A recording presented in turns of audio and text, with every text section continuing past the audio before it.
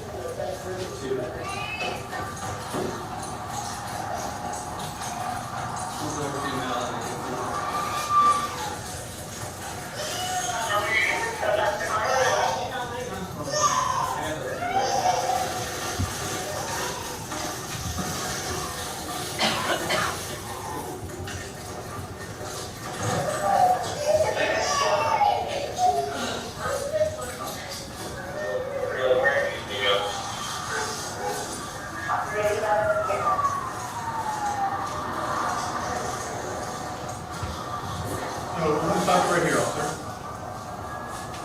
officer.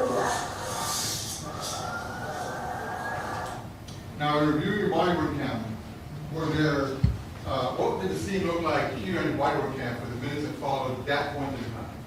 What did it look like? Could you see clearly? I'm sorry, after this video? Yeah, after that moment in time right there. Just for the court's EMS made the location, they extracted the driver. She was more stuck in than the child was, so they had to remove her. Both the driver and the passenger got loaded up in separate ambulances. Okay, so let me stop you, and forgive me for asking two obscure questions. Let me be a little more clear. Why is your body worn cam dark at this Oh, I apologize. I'm holding the child. The child's covering the body cam, so yes, for the next few minutes, it'll be a black screen because there's a kid in front of my camera. That's the kid you were holding, the child? The child, the passenger, yes, sir. Yes, sir. You described what state he was in earlier. Did you manage to calm him down? Yes and no. He kind of calmed himself down. He wasn't, like I said, he wasn't in any kind of critical condition. So after holding him, he settled down a little. Okay. Now, do you know whether the person in the vehicle, based on the statements you're hearing, screaming, were you looking at a person who was male or female? Sounded female, but I didn't make any contact with the driver. I just grabbed the child. At that point in time, you did not? Correct. Okay. Your body worn cam will eventually not be dark anymore, right? I presume it's natural light? Correct. And you can see things? Yes, sir. Did you see the person taken out of the vehicle? Not necessarily the moment she was taken out, but whether or not the person was taken. Yes, I did eventually. I don't recall watching her be extracted, but I did have contact with her later. Okay. And when she was extracted, do you recall what happened next? Like, what did it do with her? Did she walk to the EMS? What happened? No, she was taken in a stretcher to the ambulance. Did you follow? Yes. Why did you do that? I was trying to just get some basic information, get the child's name. When I collected the child, I just assigned myself to be responsible for the child. So I was trying to get his information from the driver or other occupant. Okay. And in following the person to the EMS, the female on the stretcher, you said you're trying to gather information? Yes, sir. Were you able to gather her name? I don't recall it. Okay, so the state of the person that was taken from the vehicle, what state was she in? Do you recall? I didn't know for sure at the time. She was a lot more bloodied than the child. She was screaming. She's not as calm as the child was. Okay, and,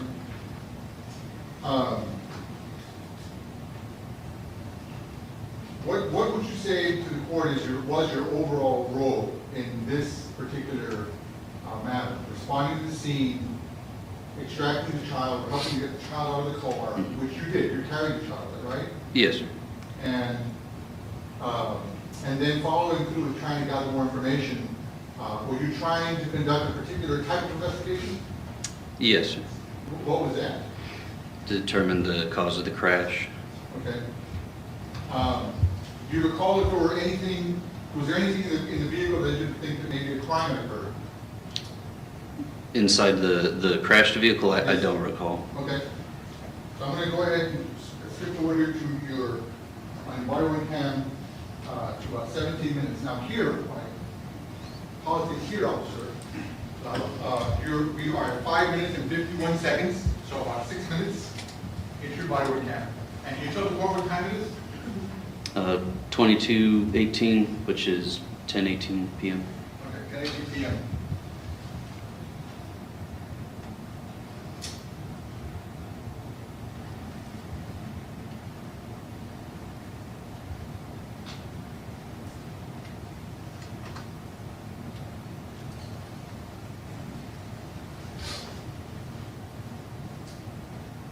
I'm going to play the next few minutes, and then I'll ask you to...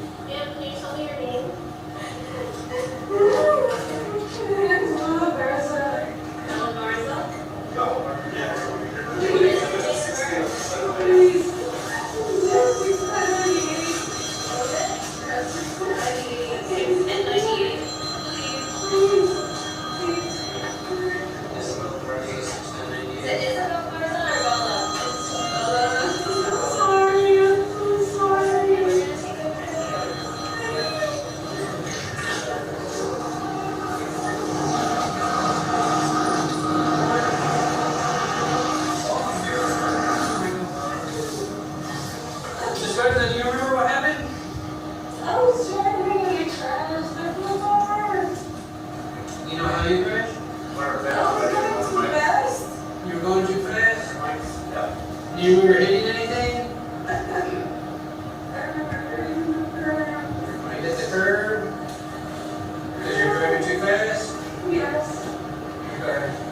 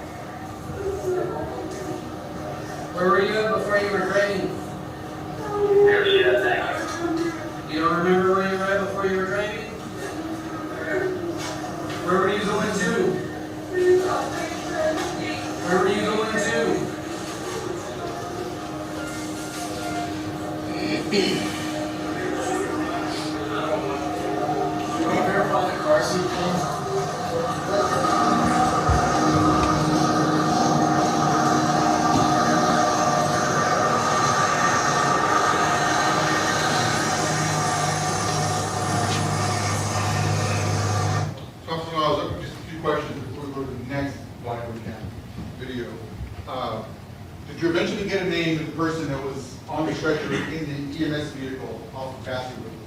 Yes, sir. And what was her name? Bella Garza. Now, did you have a chance to get a good look at her there? I wouldn't say a good look. I stayed behind her out of the technician's way the whole time. Yes, sir. Okay, understood. What did she say she had been doing with the vehicle prior to the crash? Driving, she said she was driving too fast. Okay. And she admitted to, or said she had hit a curb, is that Yeah, right? yes, sir. Now, did she tell you what road she had been coming from? I don't recall. Do you recall hearing 410? Oh, she was yelling for it, yes, sir. Okay. Is 410 the road that is, that intersects with, or in any way comes into direct contact with Bassey at this point? No, sir. Okay. What major highway is near Bassey at this point? 281.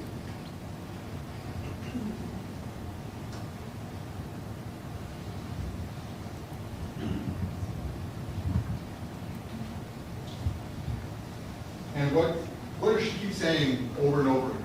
She's sorry.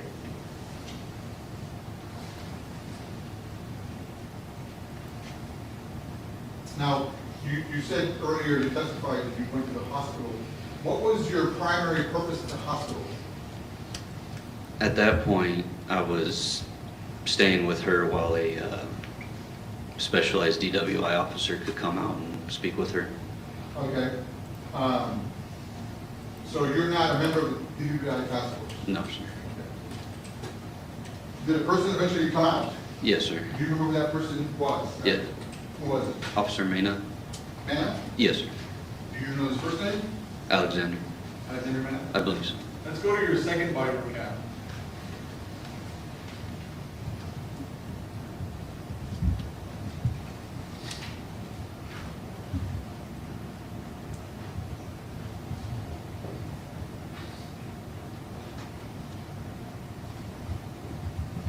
Now, just for the court's information, why is it the first 30 seconds nothing can be heard?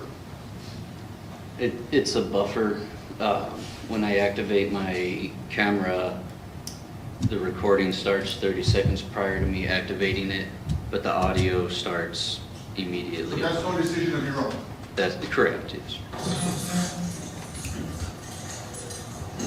Officer, in his time here, and because the meeting with the person at the hospital comes much later, I'm going to fast forward. Yes.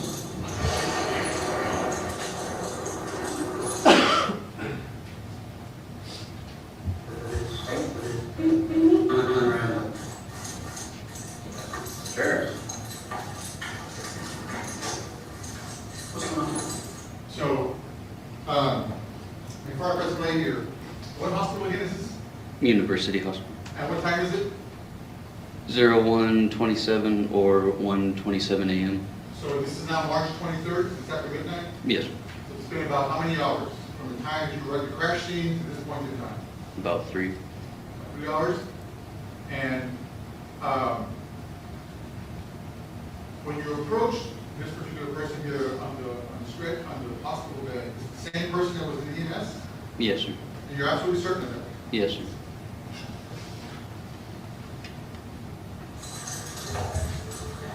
The what? Yes. Who? The gentleman around my soul.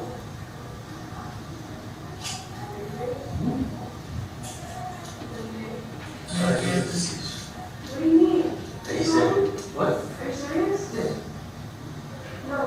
Yes, that's why they were all making a big deal out of this. Are you serious? 33, 33, for consider, and One thing at a time. It doesn't really change anything for you right here, right now. Because right now you got a broken shoulder, I think, so you have to get that taken care of. Make sure you're okay. So I think at a time. Your boy's fine though. I think he's just a little. Stop it there at 39 minutes, so it's about a minute. Right here, it's 1:28 a.m. inform her of here for the first time, as it would appear? That she's killed somebody. Okay.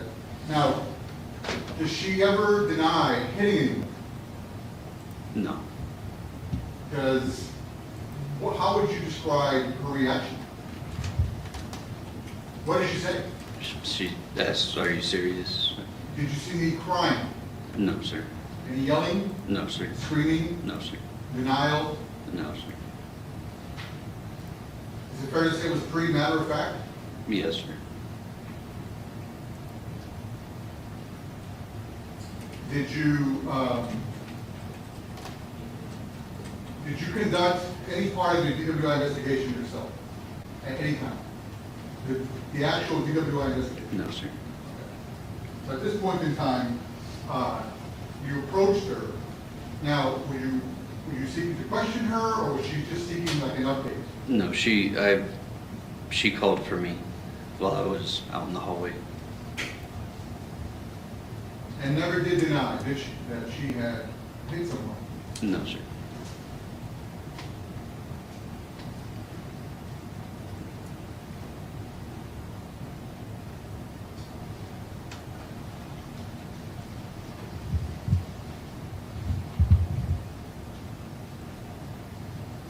Officer Lyles, you mentioned Officer Mena earlier, just a few minutes ago.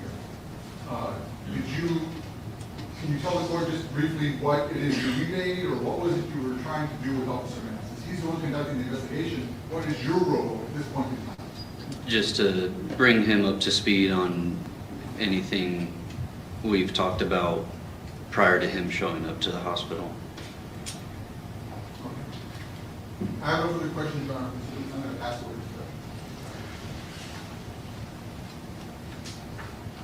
Cross. When my client, Ms. Bella, was the EMS ambulance, she kept saying, I'm sorry, I'm sorry, I'm sorry, several times. Is that correct? Yes, sir.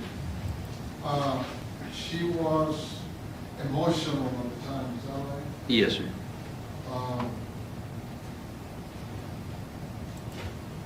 She was crying as well, right? Yes, sir. And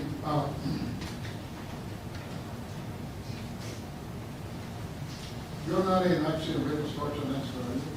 I'm sorry, sir? You're not an accident reconstruction expert, are you? No, sir. Okay, we're just gonna, as a general information, do accidents happen in a split second? Sure. Yes, sir.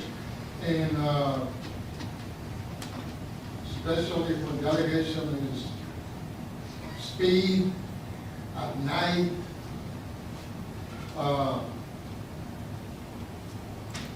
crossing railroad tracks.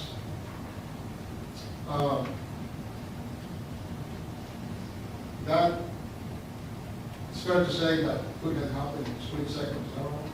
Yes, sir. And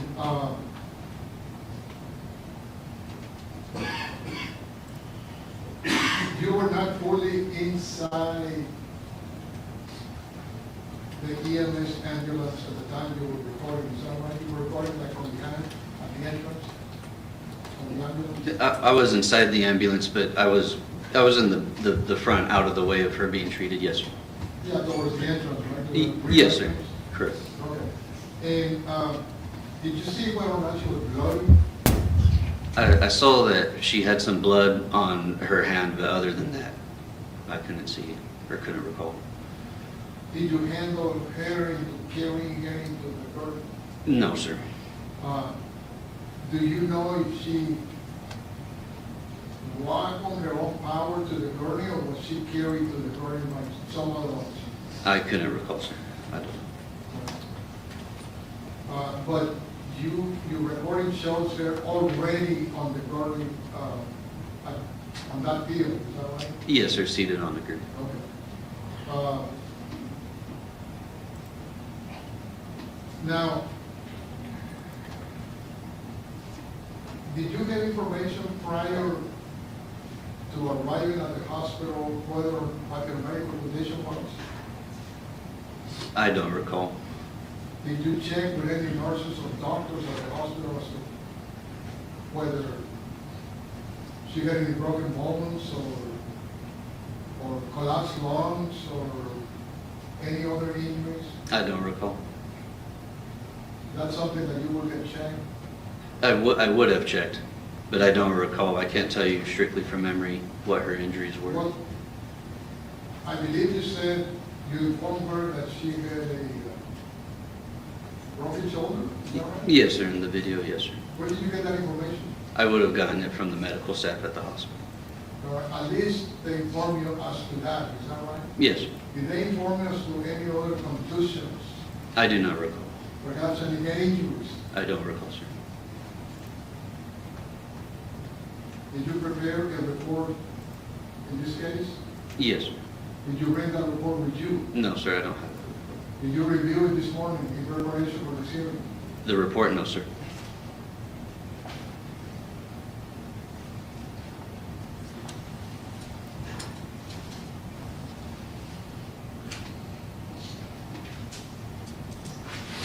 And,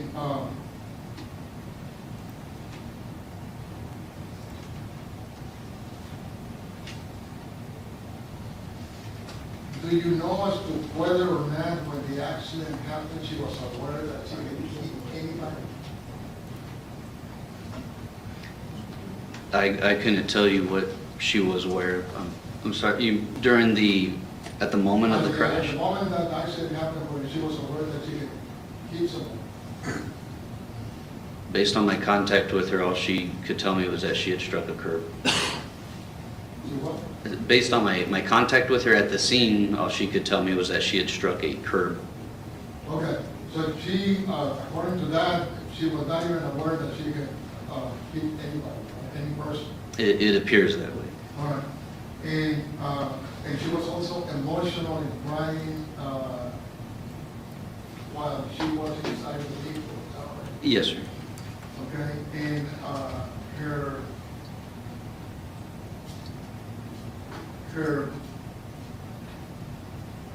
was she calling out for her son? Yes, she asked about her son in the ambulance. Okay. And now, you at one point at the location, you were carrying the little boy, is that right? Yes, sir. Did you place the little boy inside an EMS ambulance at some point? I don't recall if I placed him in or if I handed him off to an EMS tech. Okay, He did end up in an ambulance. okay. Did you visit with him at the hospital? The child, yes, sir. Okay. Was there any life-threatening injuries to the child? No, sir. Was there, and you testified that while Bella was screaming at the location, her child was in count, is that right? When I had the child, yes, sir. He was. Okay. And the child did not have more blood on him than Bella, is that right? I couldn't recall one versus the other, sir. All right.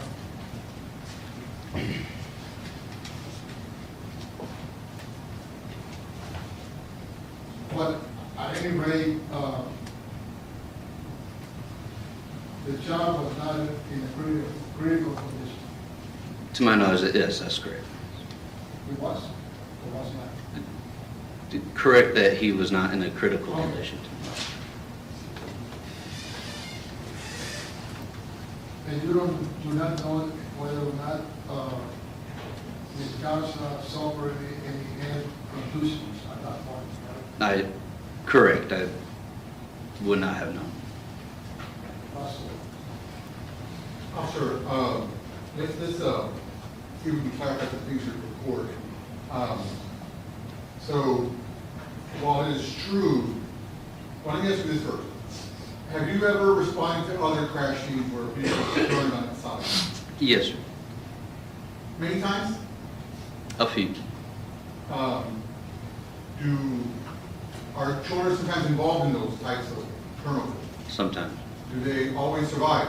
No, sir. Do they always survive without any life-threatening injuries? No, sir. So the fact that it didn't, by the grace of God, happen here, meaning that Dorian was fine and had or sustained no life-threatening injuries, that's just a matter of happenstance, right? Could have happened the other way, couldn't it? Easily. And Mr. Dowd asked you about a second being a crash like this, being consuming, taking up no more time than maybe a second or two, a second, to use his word. Based on your training and experience, when a person is coming over railroad tracks, is it a person's good observation or good practice to in fact speed up over the tracks? No, I sir. object, Your Honor, to this question and not being in the purview of this officer. He's not an accident reconstruction expert. You're just talking about railroad tracks. Overruled.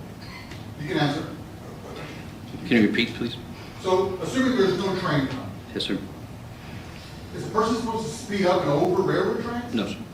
What are you supposed to do when you come upon railroad tracks? Slow and double check. And she admitted she was driving too fast. Yes, sir. Isn't it possible that when she's saying she's sorry, it has nothing to do with anyone else other than her own child? That's possible. Meaning that she put her child in harm's way, Yes, sir. right? Because they comforted her, right? They told her her son was okay. Yes. You heard that in the EMS, Yes, right? sir. Yes, sir. It's possible then that that's what she's referring to, not whether or not somebody's life was taken. Oh, well, yes, sir. Not whether or not she even knows somebody's life was taken. Correct. And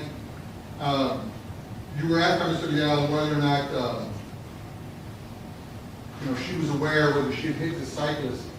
The fact is, you don't really know what she knew at that point in time. That is correct. That's Because nobody can read her mind, correct. right? You're going off of, What she's telling me. and what she said was that she hit a curb. Yes, sir. And was there a curb? Is there a curb in the middle of Bassey Street along those railroad tracks? In the middle of the street? No, sir. No. There is no curb. No, sir. No further questions, gentlemen, from this witness. I'll pass it over.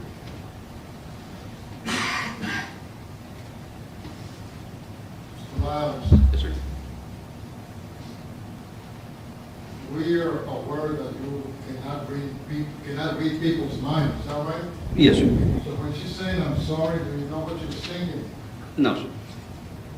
But nonetheless, you can see with your own eyes that she was emotional, Yes, sir. she was crying, Yes, sir. and you could hear several times that she was sorry.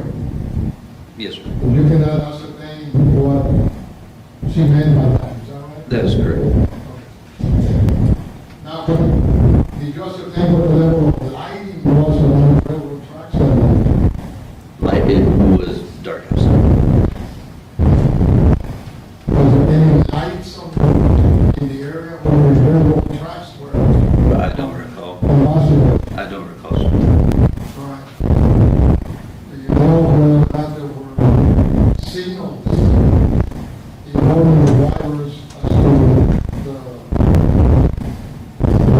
location of the railroad tracks? Do you know that? I don't recall, sir.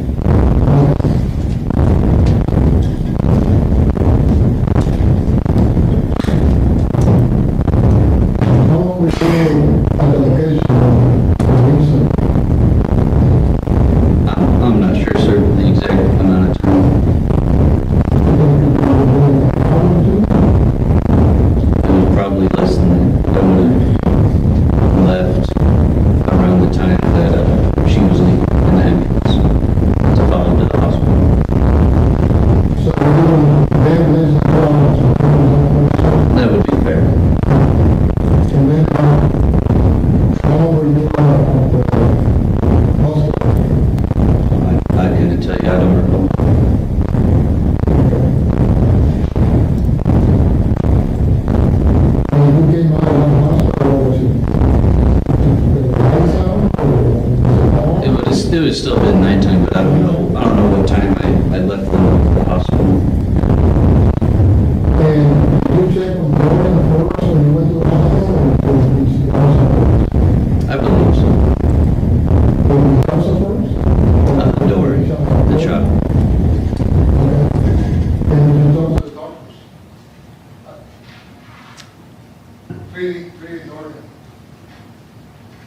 don't recall speaking with a doctor. I spoke with some nurses at the nurses station. And did they tell you anything that concerned you? Nothing that I can recall. What's the,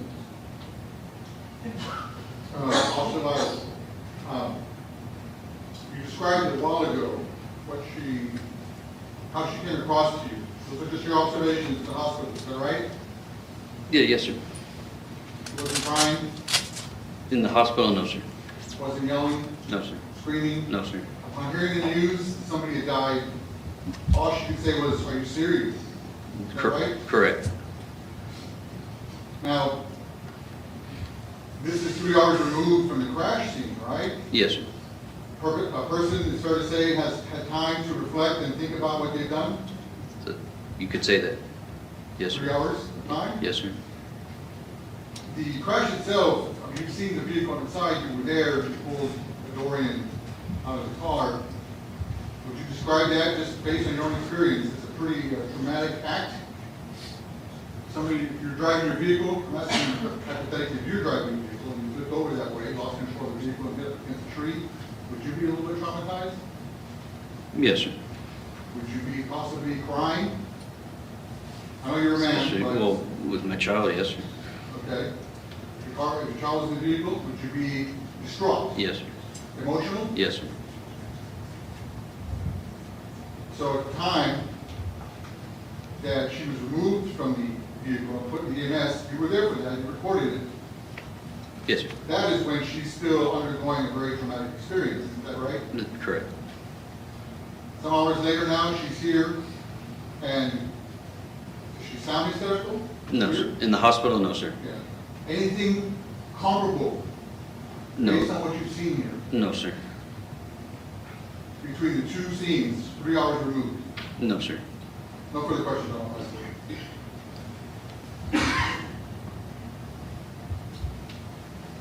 did you know whether or not Ms. Garza had been administered any pain medication at the time you recorded that? I don't know, sir.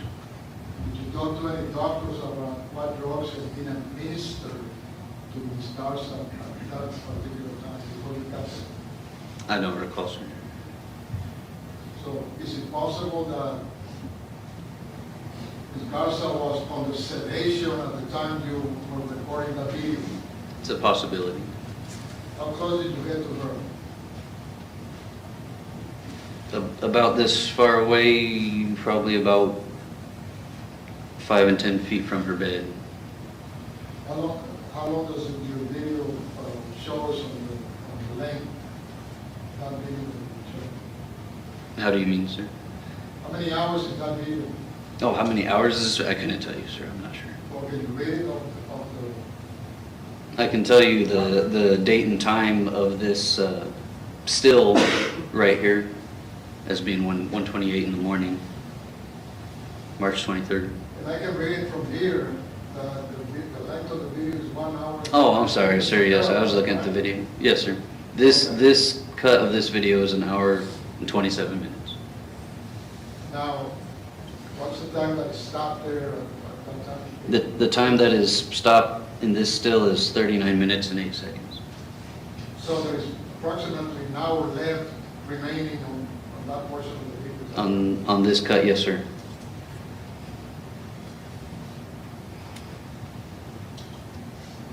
Did your video only shows that room, the rest of the video, or the other scenes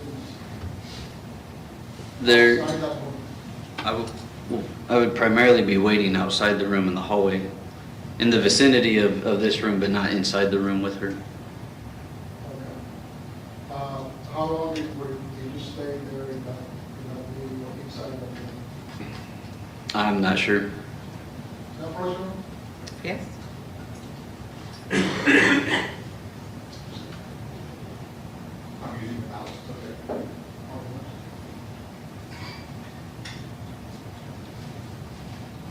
The video is stopped at 39.2 is that right? Yes, sir. Okay, I'm gonna start it. So we're making that.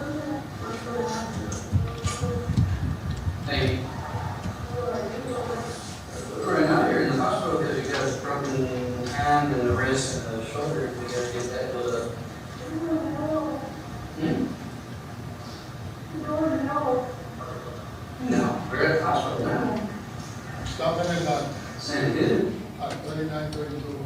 So she say, I'm going to bail? Yes, sir. Okay, and she's still emotional, is that right? That second, yes, sir. Is that a yes? Sure. Yes, sir. Okay. And she seems to be, by the way she looks in her face, that she is in pain. Would you say that? You could say that. Okay, because you mentioned to her that she has a broken hand and a broken shoulder, is that right? In the video, yes, sir. In the video? Yes, sir. You're Mhm. telling me?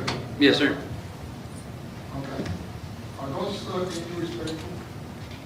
It can be. And you don't know at that point whether or not she has pain medication administered to her or not, is that right? That's correct.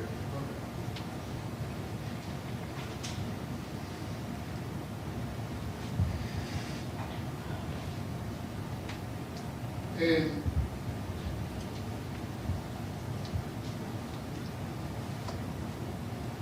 And would the person be contrite when she says, I'm going to hell? Now, I'm going to object to speculation. Overruled. How do you mean, sir? Well, I mean, is it normal to say after an accident, I'm going to hell? I don't know. Is it something to be expected as far as the mental condition of the person saying this? I can't tell you. I don't know. And would you say that a person uttering those words is not in a good frame of mind? I could say that she was upset. Okay, I'll take that. Okay. You can tell that she was upset. Yes. All right. And at that point, you don't know, you can surmise perhaps that she was upset about the accident. You could. Okay. Because nothing more eventual up to that point has been going on since you got there, is that right? Between me and her, or Well, that she's just in been. your situation, as you were viewing that situation, since you arrived at the location and then proceeded to go from there to the hospital, No, yeah, nothing new has happened with her. Correct. except the accident. Correct. All right. So we can say that she was upset about the accident. I still don't know what she's thinking. You could. I didn't ask you what she was thinking. You seem to be upset about what happened. She seems to be upset. All right. And you couldn't tell whether she was still hurt or suffering pain or anything like that? Correct. Okay, that's it. Officer Lyles, you said earlier on cross-examination that you could say she was emotional, right? You said that? Mhm. Yes, sir. You could also say she's not. At least not to the same level that she was in the EMS vehicle. Is that I right? can't tell what emotion she's feeling or what That's she's not a thinking. question, Your Honor. I'll pass it with. That's it. Thank you. Detective, you may be excused. We're going to be in recess until 1:30.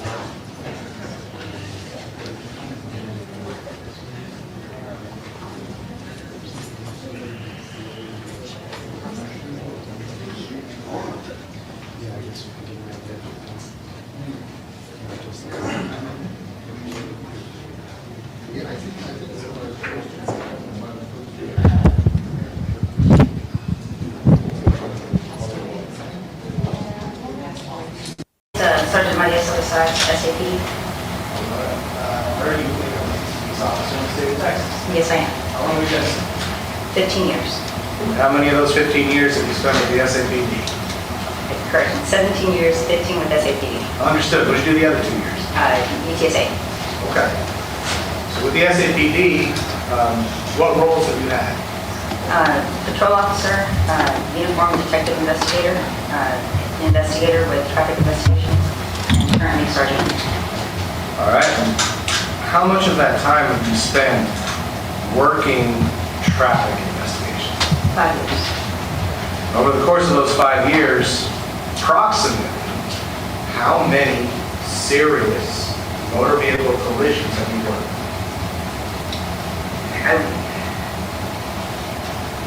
Well over 200, How many of those have involved fatalities?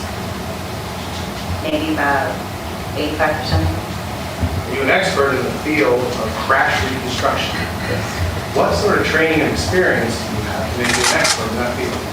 I have the intermediate collision investigation course, the advanced collision investigation reconstruction course as well. How many weeks is that intermediate course? Intermediate is 1 week, How about the advanced? advanced is 2 weeks. Okay. What sort of functions does that expertise allow you to do? It allows me to reconstruct the crash, pretty much gather evidence, roadway evidence, as well as vehicle evidence, put that together and determine one of the factors would be speed in a crash. All right. Did you work a crash back on the 24th of March, 2022? Yes, Is that the crash we're here about today? yes. All right. The theories, techniques, and procedures that in the field of crash reconstruction accepted by the scientific forensic communities as accurate. Yes, Did you properly apply those theories, techniques, and procedures in this case? yes, And once more, are you an expert in the field of crash reconstruction? yes. All right. So once you got to the scene in this case, what did you do? I walked the roadway first to determine what evidence was there, either tire marks, gouges, any vehicle debris that I might see. And then after I assessed where all that was, I went ahead and I started marking that with spray paint that we use so that when the photographs are taken, if they're visible within the photograph as well. All right. After those photographs were taken, did you use any other equipment to map the scene? Yes, I used a lipototal station to gather points and then go back to the office and use that within a program to draw a diagram, a scale diagram of the crash scene. All right. What is a likeness system? It's pretty much a surveying equipment. So we will have a stationary base, and that is line of sight to a prism that I use to mark points as I go down the roadway. Does the Leica stay stationary? Yes, And is this Leica system that you use capable of accurate measurements? yes, So you use that Leica system in this case. yes, Does that Leica system generate what's called raw measurement data? yes, Is that raw measurement data recorded? yes, Does it also generate measurements? yes, Are those measurements recorded? yes. What do you do with that measurement data and those measurements?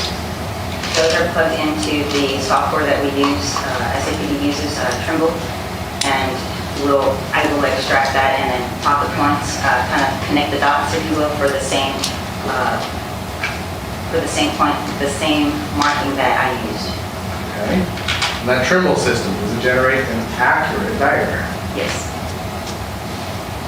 That folks witness. Show me what I've marked states that it's 20. Recognize this? Yes, What is it? it's my diagram. Would you look through every page of that?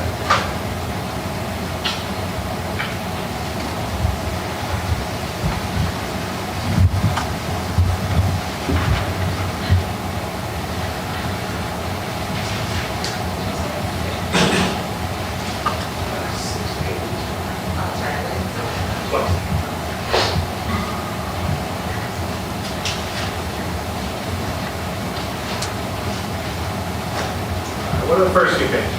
The first 2 pages, well, the first one is an overall diagram of the crash scene, and the second one is a close-up of the final resting points. What about the next two?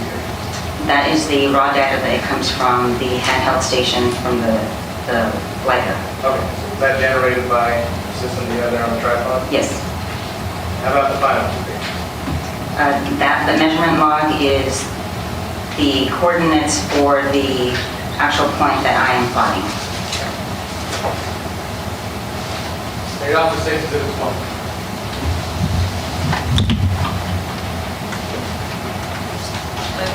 Yes, sir.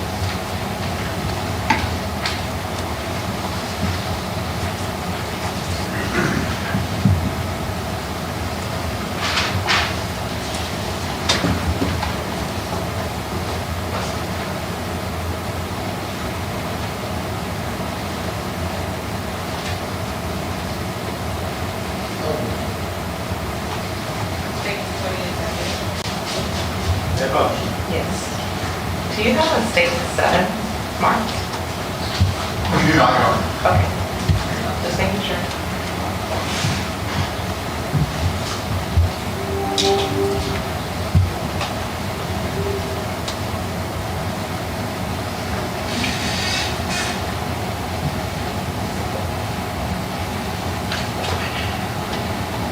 Putting up here the first page of states exhibit 1.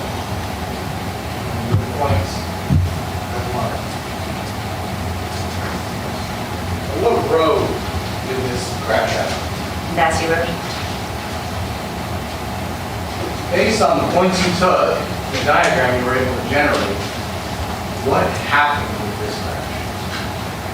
The vehicle was traveling westbound, lost control in the westbound lanes, veered across the eastbound lanes, struck a couple of posts, and then turned over and striking a tree. But also looks like got a area of impact that's listed on there as well near the posts. And then I have the final rest of the pedestrian that was struck next to the other tree. Is that accurate? Is that a scale model of the scene of this wreck? Yes. With the data you're able to retrieve from the light lines and the measurements you take using that data, are you able to calculate the speed that the vehicle was traveling prior to the accident? How do you do that? Based off of the tire marks, you take the average of the total length of the tire marks that are there, and then you put that measurement into a formula for speed. Was that formula used in this case? Yes. Was it used initially by you? No. Who did the initial calculations? Detective Captain Coffey? Detective Pelkey is unable to be here today. Did I ask you to look over the calculations that she conducted in this case for accuracy? Yes. Did you do your own calculations using the information, the same data that Detective Pelkey had? Yes. What did Detective Pelkey calculate the speed of Bella Garza's car to be prior to the collision? Minimum speed 51 miles per hour. What makes you say minimum speed? So when we do calculations, we calculate at the lower end of the drag factors and the tire marks to give the defendant the benefit of the doubt for speed. And so that is the minimum speed that we were able to calculate for the vehicle prior to impact. Would it be fair to say that the vehicle could have been traveling faster than 50 miles? Yes, it could have. It's also fair to say that it's extremely unlikely for it to have been traveling any slower than 50. Yes. You testified that Detective Pelkey reached a minimum speed of 51 miles an hour. When you performed independent calculations, what was your conclusion as to the speed limit? It's the same, 51 miles per hour.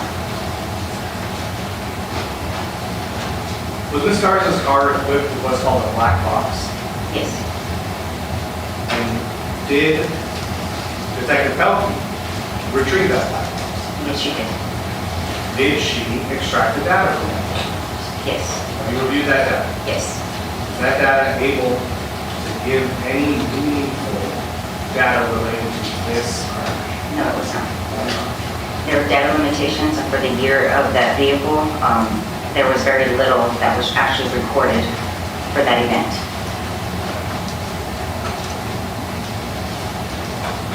Member Woodshire? Yes.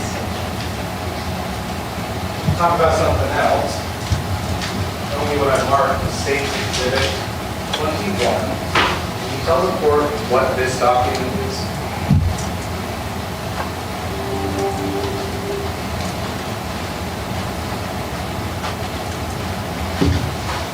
This looks like a driving safety course that was taken. Oh, the entire document. Oh. Please look at the entire document.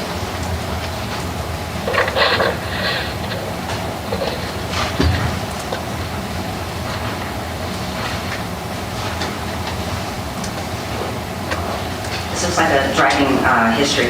Understood. Now, is this driving history created by the Texas Department of Public Safety? Yes, it was. Is this a certified document? Yes, it is. Please look at the back page. You see there some identifying information for the person who's driving history distance. What's that person's name? Garza Bella Dae, Okay. What is the date of birth? June 10th, 1998. Is there a photograph included? Yes, there is. Is there a photograph appear to be the defendant? Yes.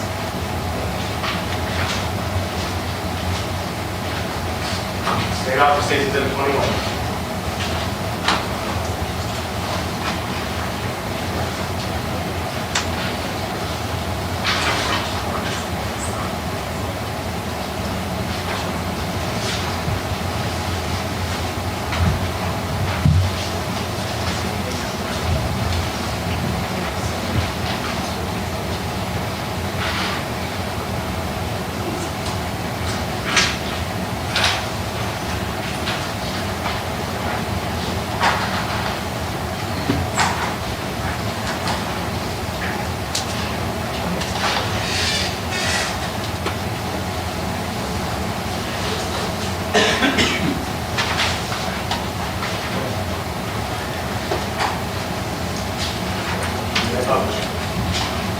Any objections to 21? Okay. 21 is that finished? May I approach the witness? Yes. Let me direct your attention to the event history.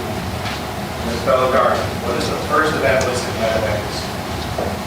Event 1 is no motor vehicle liability insurance. Describe that insurance. Yes. All right. The next two events appear to be from the same incident, different date, correct? Yes. What was that incident? That was driving under the influence as a minor. Okay. Second one? It's administrative license revocation under 21 years when I guess the concentration is less than 0.08. Okay. So, for an adult driving in the state of Texas, what is the legal blood alcohol concentration? 0.08. For a minor, that is a person under the age of 21, what is the accepted legal blood alcohol concentration? Zero. All right.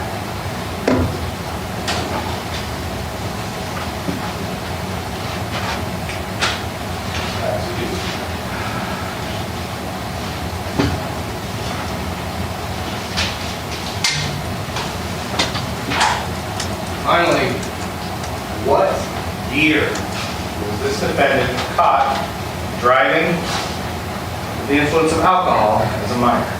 2019. That's the witness.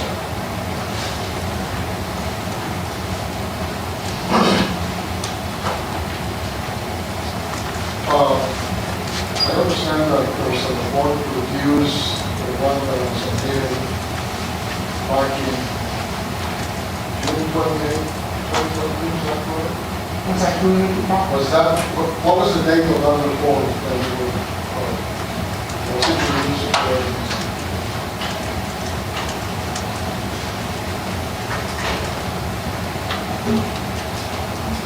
That was April 12th, of 2022. April 12, 2022? Yes. Okay.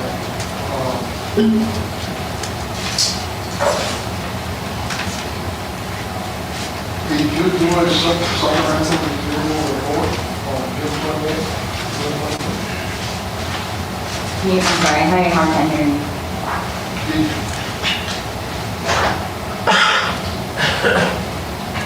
Was there a supplemental report done after April 20th? I did not do one of them. Who's the lady about? She was the lead investigator in this case? Was she the person doing the calculations initially? Yes. Okay. So, did she do the calculations in that report herself, or Yes, did you do it? she did her calculations and then I reviewed her calculations. And you, the technical supervisor? No. Okay.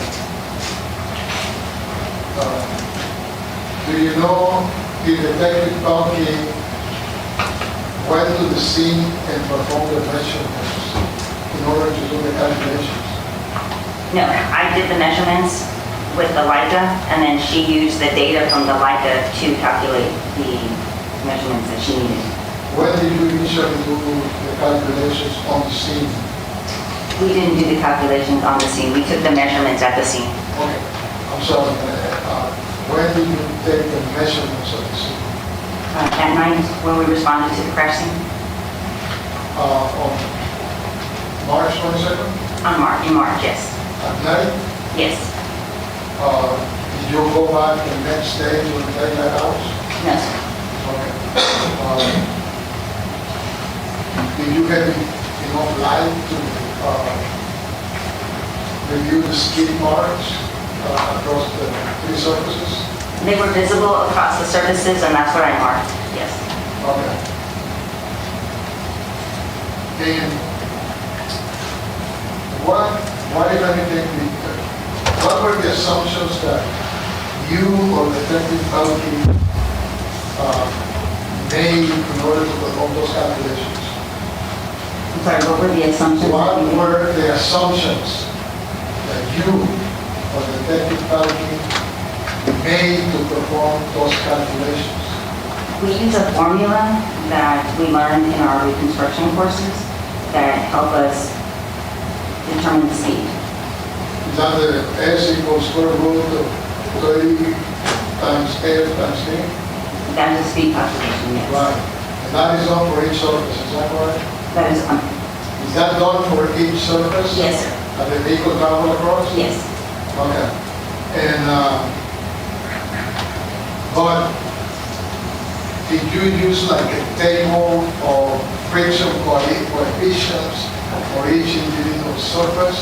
Or did you perform the actual friction test to ascertain what those drag coefficients were?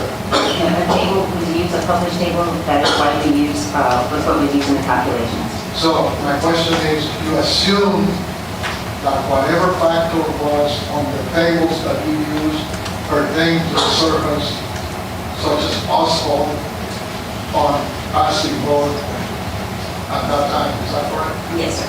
Okay. And you also assume that the coefficient for the gravel or the sidewalk was a certain coefficient based on the table that you had. Is that Yes, right? there's a range, a lower range and a higher range, and the lower range was used for the three surfaces, the asphalt, the concrete, and the grass. But you did not actually did the calculations in order to ascertain the exact friction coefficient for that particular surface. Right, the skid tests were not done that night for those surfaces. Were they done any other night? No, Okay, they never were done. no. All right. Okay.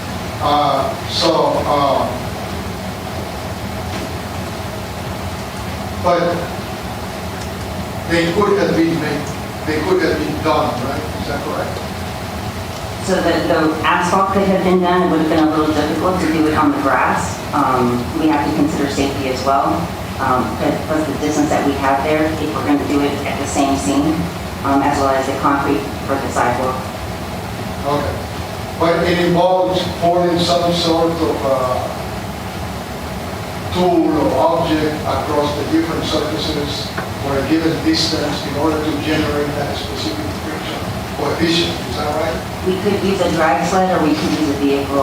In our practice, it's common for us to use the vehicles with the equipment that we have. So an actual vehicle? Yes, sir. Okay, but what if the vehicle was sideways? You can enter the vehicle sideways. No, not the exact vehicle, a similar size vehicle. But going sideways? Like, for example, with the, traveling not only on its wheel, but on its side. So we take what we're trying to determine is the drag factor of the roadway, not the vehicle. So we do have different ranges. If the vehicle was, like you're saying, if it's sliding on its side, that's metal against asphalt, that would be a different range that we would use. Okay. But you didn't do that on this section? Okay. Now,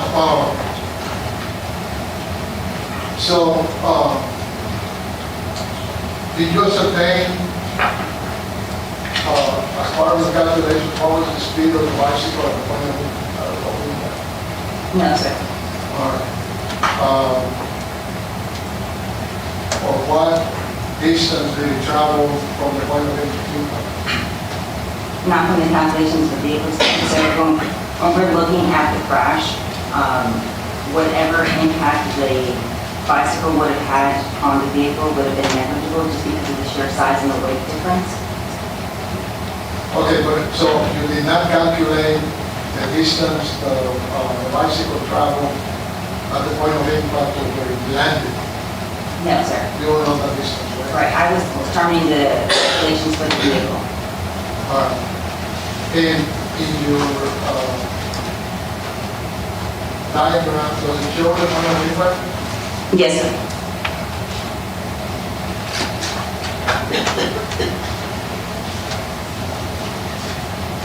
And is that in the point of impact on the grass or the sidewalk or on the house? So it looks to be on the sidewalk. On sidewalk? Okay. You're looking for AOI. All right.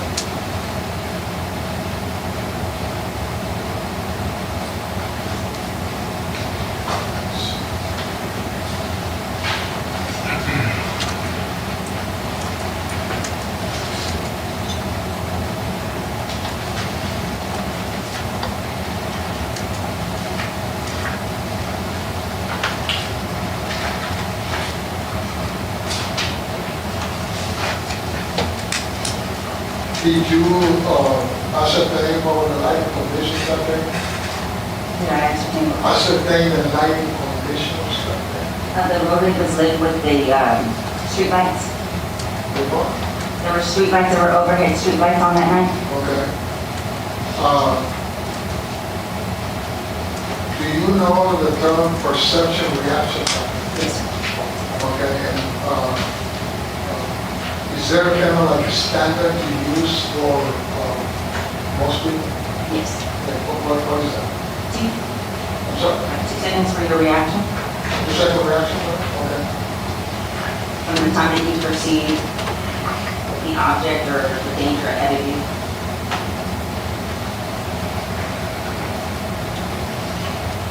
Okay, so based on the reaction time, would Ms. Garza would have stopped in time had she been driving at the closest speed? I didn't calculate that on there. I would have to get my table and pen and paper. What did you calculate? I calculated the speed that Detective Pelkey calculated with the tire marks and the distance traveled. Okay, but,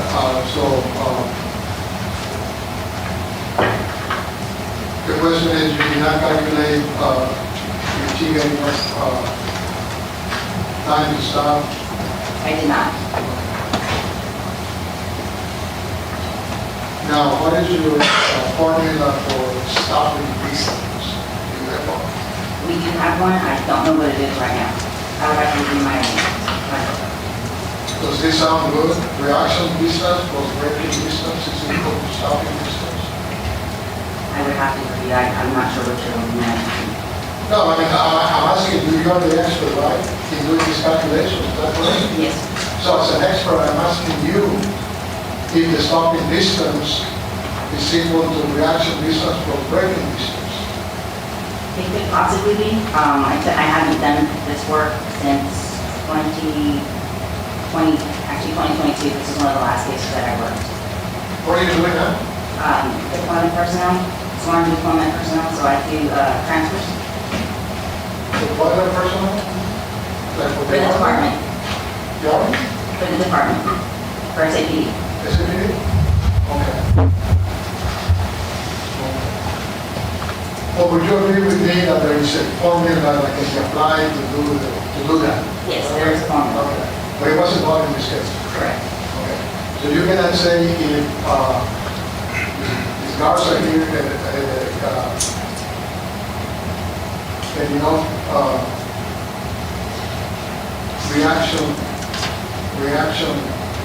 part of reaction distance was given the calculations you made concerning the speed, right? I cannot.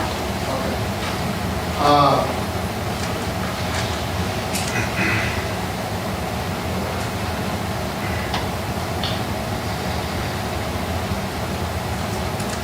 So based on the stopping distance and all that, is that something that needed to be done and calculated in order to know if Garza was operating the vehicle at excessive speed for that? Normally, I would calculate that if the vehicle struck something else in front of it and there was enough time for a normal person under normal conditions to perceive that and stop within time. This particular case, the vehicle, as you saw in the diagram, went clear across the other lanes into the grass area. Normally, I would not calculate that because it's not a direct road. Or would that information be necessary in order to estimate if Garza was operating the vehicle at excessive speed? Where she was at? No, so my answer to that was I normally would calculate it if it happened right in front so they could perceive that, not if the vehicle was going off to the side. Normally, they would have lost control before that. Well, but you will know that if you did not calculate it, right? Right, and I didn't. Okay. So the question is, was the collision avoidable? Was this collision avoidable? In my opinion, yes. Okay. Now, would you agree with me that reaction time varies from person to person? Yes. And within the same person from time to time as well? Yes.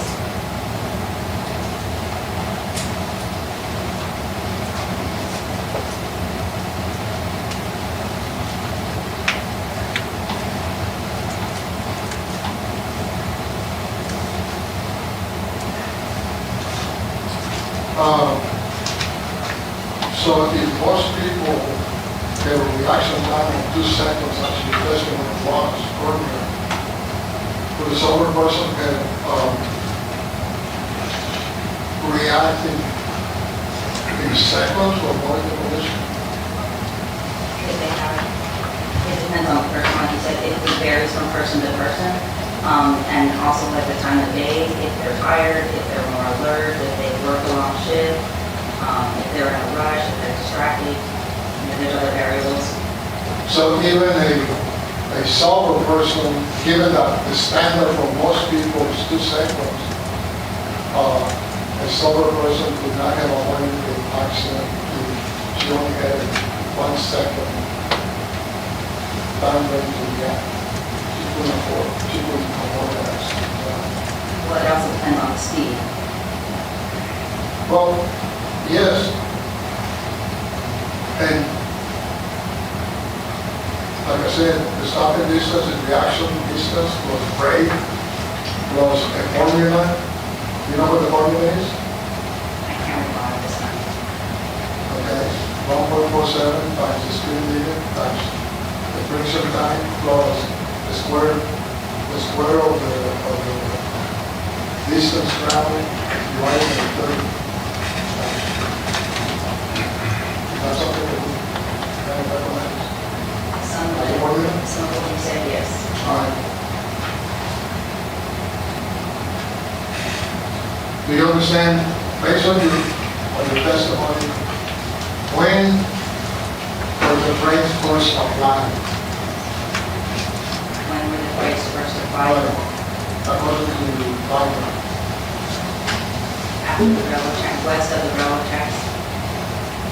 Okay. Was that at the onset of the tire tracks?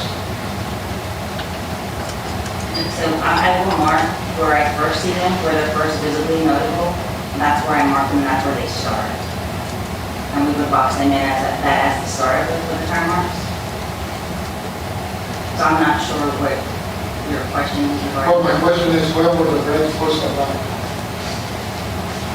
So I mark the tire marks, the data from the vehicle, we didn't get much of that, so I couldn't tell you at what point, the brakes were applied there. Okay, so that's one part of the restraining manual, right? Right, when the brakes were applied?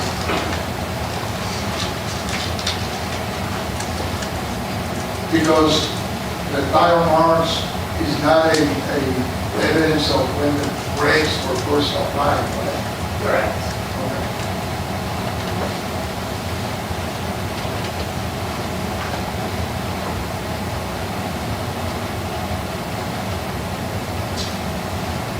Okay, you don't have any information as to whether or not at a specific point was the glare on the road or timings approaching the vehicle driven by Ms. Garza or anything like that? You don't have I that don't have that information. We just know that there were no defects in the roadway that would have caused that vehicle to swerve the way it did. There were no potholes, there was no debris of construction in the roadway at that time. Well, Odyssey Street at that point is not perfectly level, is it?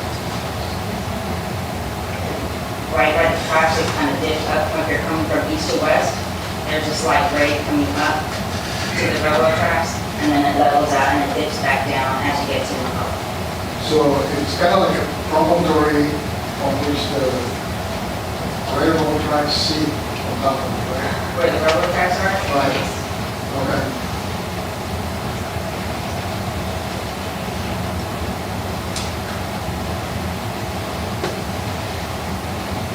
Did you know the car had 10 years braking? I'm sorry, Do you know, did you check the vehicle? I did not.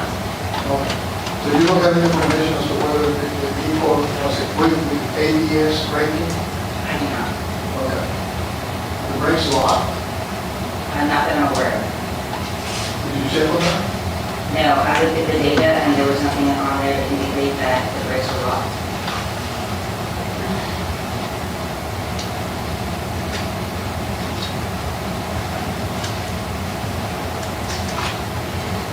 And when was the vehicle first starting to skid? Was it end of the asphalt, beginning of the sidewalk, or on the grassy road?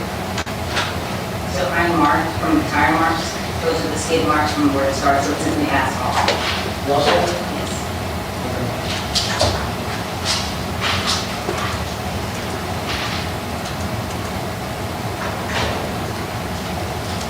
Do you know what the impact speed was on the tree, Joe?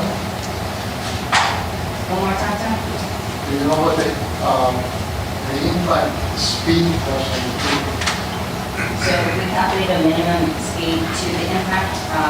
I cannot account for anything that, any of the speed that was lost after it struck the post, and the bicyclist before it struck the tree. The tree was not displayed, so I couldn't calculate anything past that.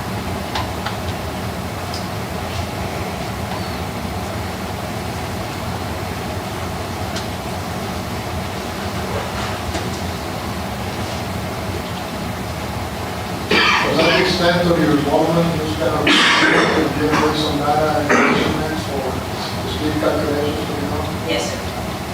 Anything else that you need? No, sir, all the interviews were conducted by Detective Bobby.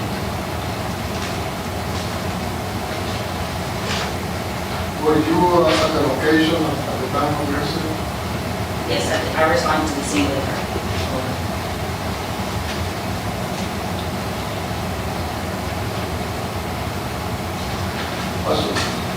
Approach her. Yes.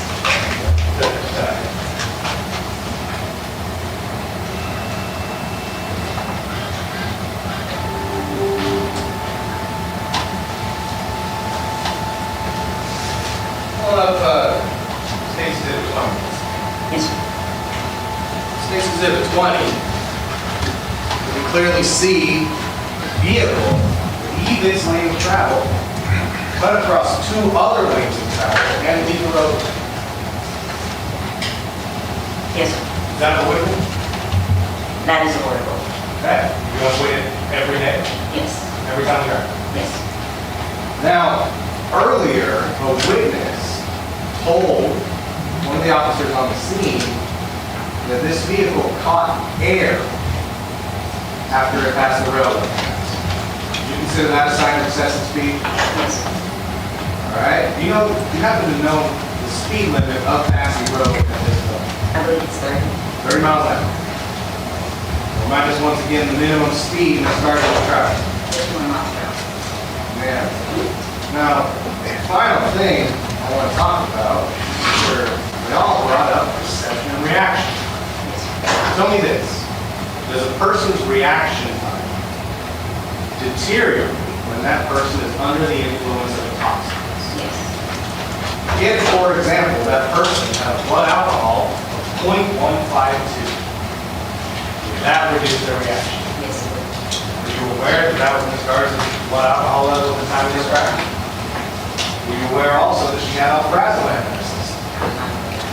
That's a common name for Xanax, correct? Would that potentially negatively impact her reaction? Yes.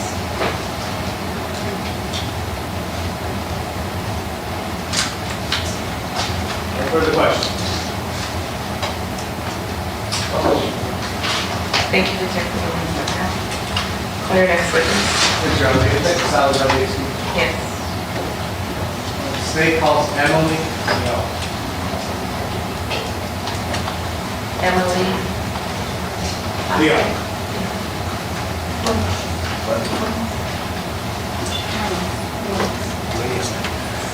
My apologies, Your Honor, that's Emily Duane.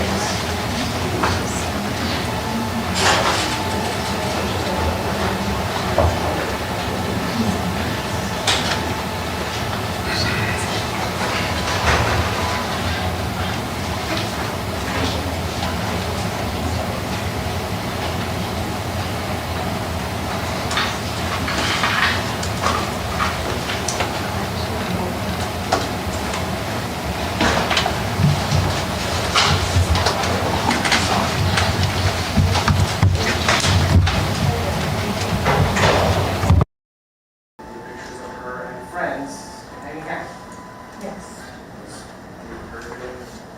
Any variety of activities in which you reference. Yes. You know this handle belongs to this event. Yes. What are the relevant dates that we're talking about? Ever? Now, States Exhibits 23 and 22. I've shown you States Exhibit 22. Now, that's this. Now, you know it's the same. The date? Did you sign this? Oh, yes. Okay. When were these posted? Says on there which time stamped. November 4th? Okay. November 4th of this year. Yes. How about the story? Too? That's all different types of, it's on a thing, on this, The one story. right, When was the story posted? the same day. Same day.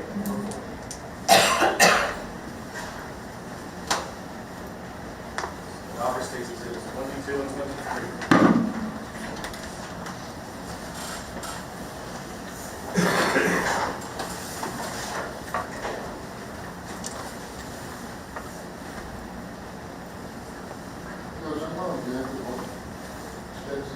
with the basis that, I don't think it's going to be likely to show that Diane, if it says it's going to be, reports to show, and also, I don't know anything about status going to concerning some incident right now,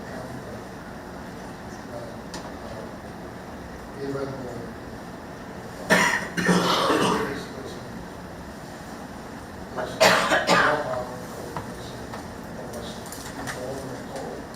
Attorney, Your Honor. There's my poll. The initial one is Exhibit 23, that shows the court for consideration. I believe there's sufficient evidence to this, what it is to this defendant, given the witness's familiarity with this offense.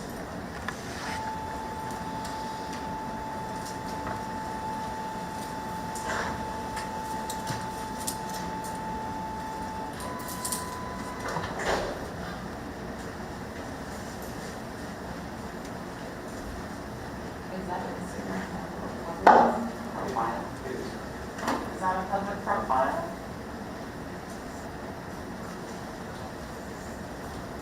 what's that? The handle on Instagram, is that a public profile? I'm not aware of it. She doesn't person. This is about this is important. This is the one that's the search. She's not. Well, in that I case, can't say the same. so that she's not, this witness is not appropriate, this is false. Yes, I agree on 22. I'm sorry, 23. We have another sponsoring witness that was able to retrieve it. It's a public profile. I'll admit at that point. At 22, I'm going to sustain the objection until you can properly authenticate.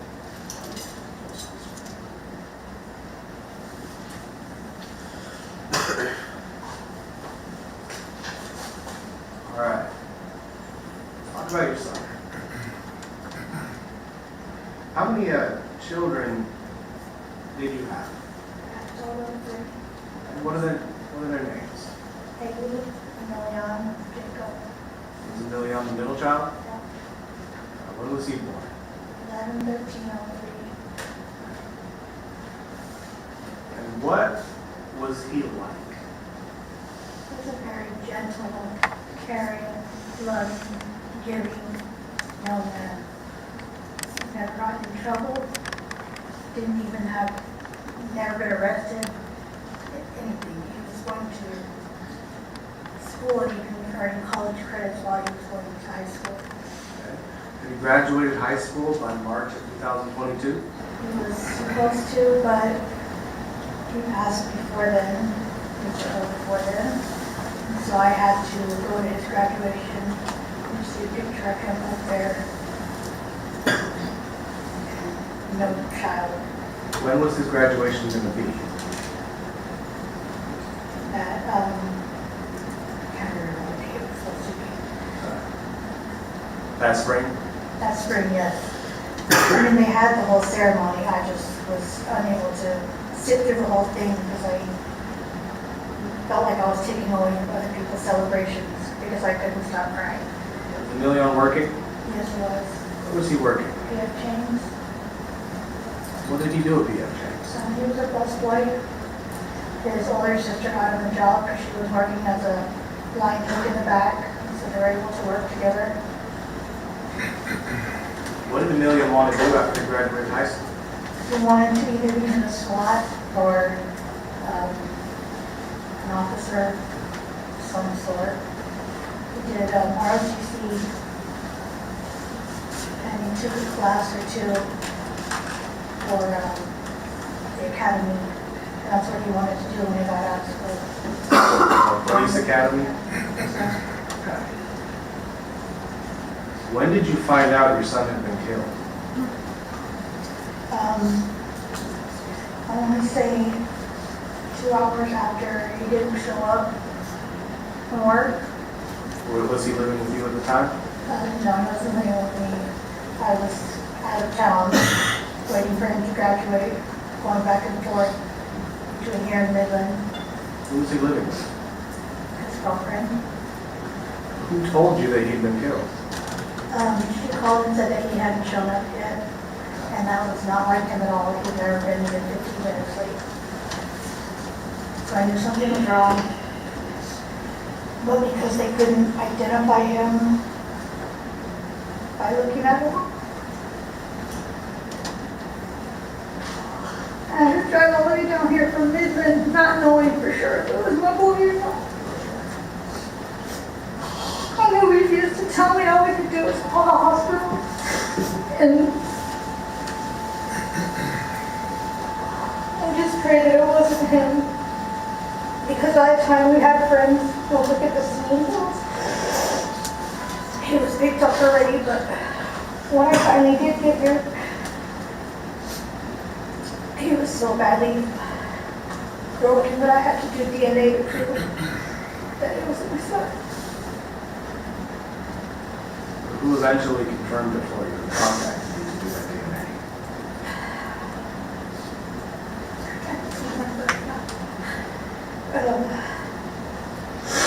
Bear County medical examiner, I believe. I can't even remember right now. My husband had to help me through it. I'm still kind of in denial, so. Were you able to hold a funeral for your son? I had a small, just a little service to celebrate his life. I had to have him cremated because it wasn't an option.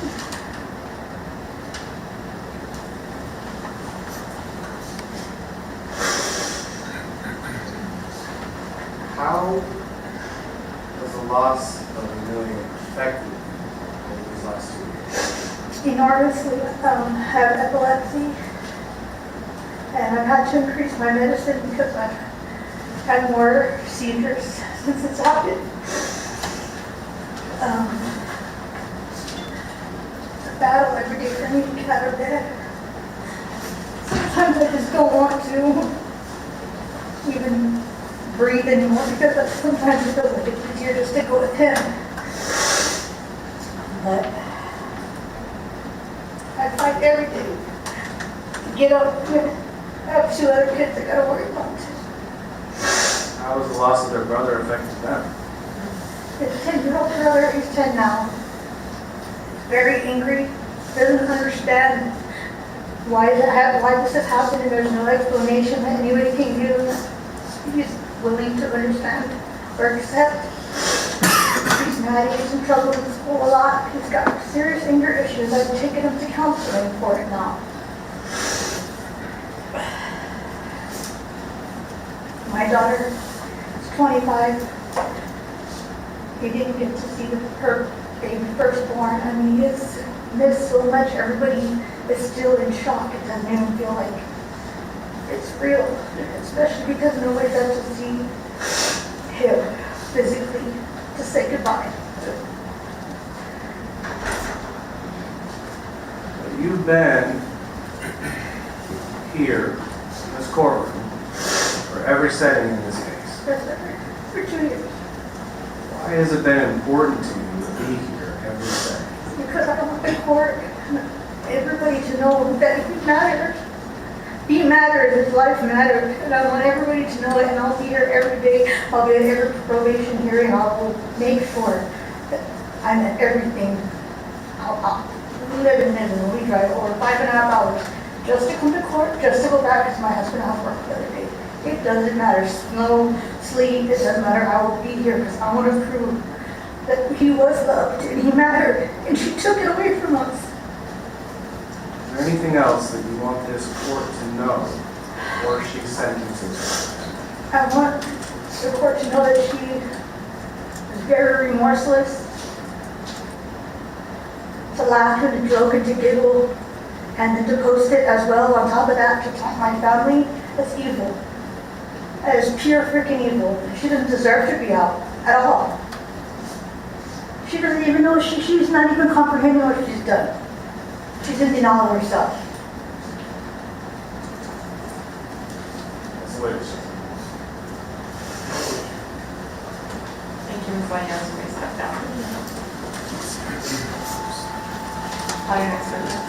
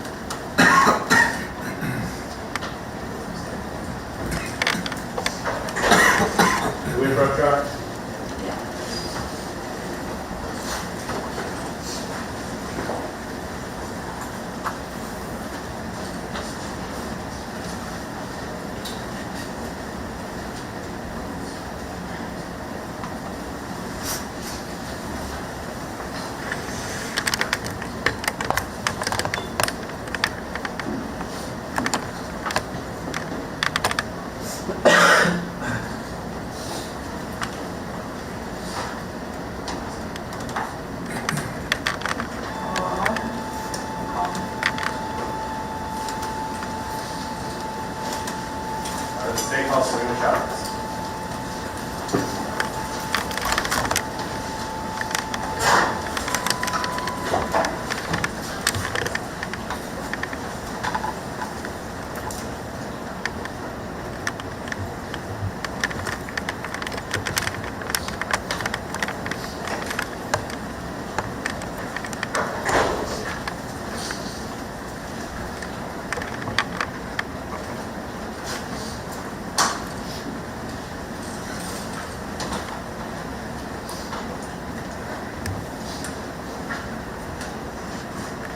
Please raise your right hand. Do you solemnly swear or affirm the testimony you're about to give in this cause shall be the truth, the whole truth, and nothing but the truth, so help you God?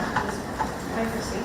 Chavez, would you please introduce yourself to the court and let the court reporter know how to spell your name? Serena Chavez, How do you spell that first name?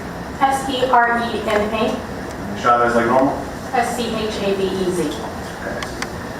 Are you familiar with an individual by the name of Bella Dae Garza? Yes.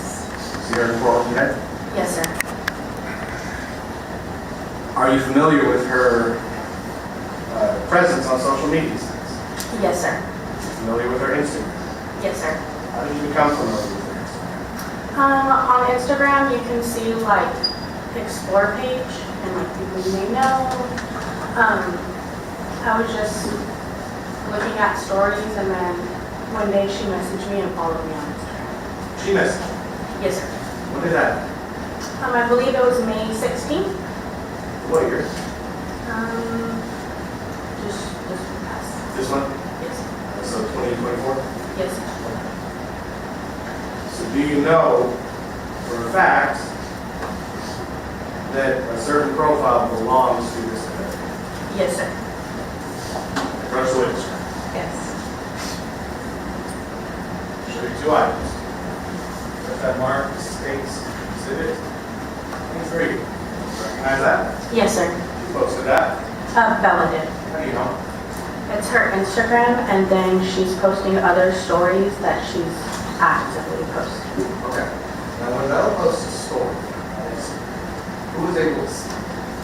Everyone, if it's posted on the story, if it's posted a picture, if she's public, everyone, if she's private, then only the people who want her.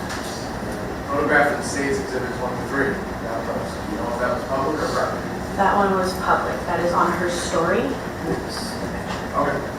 You see the contents of states exhibit 22? What's in that? Just all the stories. Yes, yes. That story, that most recently you sent to this office, which is taken on states exhibit 22. Is that a public or a private post?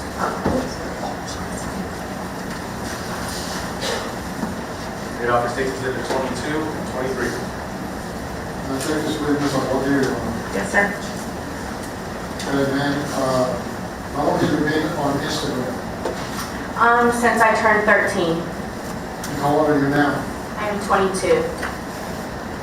So, basically 9 years ago? Yeah, pretty much whenever I was of legal age to have a social media. Okay, so you've been on Instagram since you were not the legal age? I believe it used to be 13 was the legal age to be on So social you media. believe, are you an expert on Instagram? No, sir. The relevance is like a question. It is relevant. Now, concerning, Well, I'd like to rule on it, if that's okay with everyone. I'm sorry. Overruled. Concerning the state's exhibit number 23, do you have any idea when that was actually, that picture was actually posted? Excuse me? Do you know the date when that was actually posted? Not by memory, but I can pull it up. Well, you don't know the date at this point, right? No, sir, but all on pictures, they have... You do not know the date, right? No, sir, not by memory. All right. Now, do you know who actually loaded off that picture? I believe it was Bella. I'm not asking what you believe. Do you know who loaded off the picture?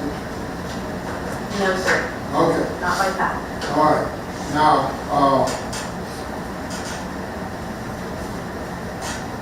was she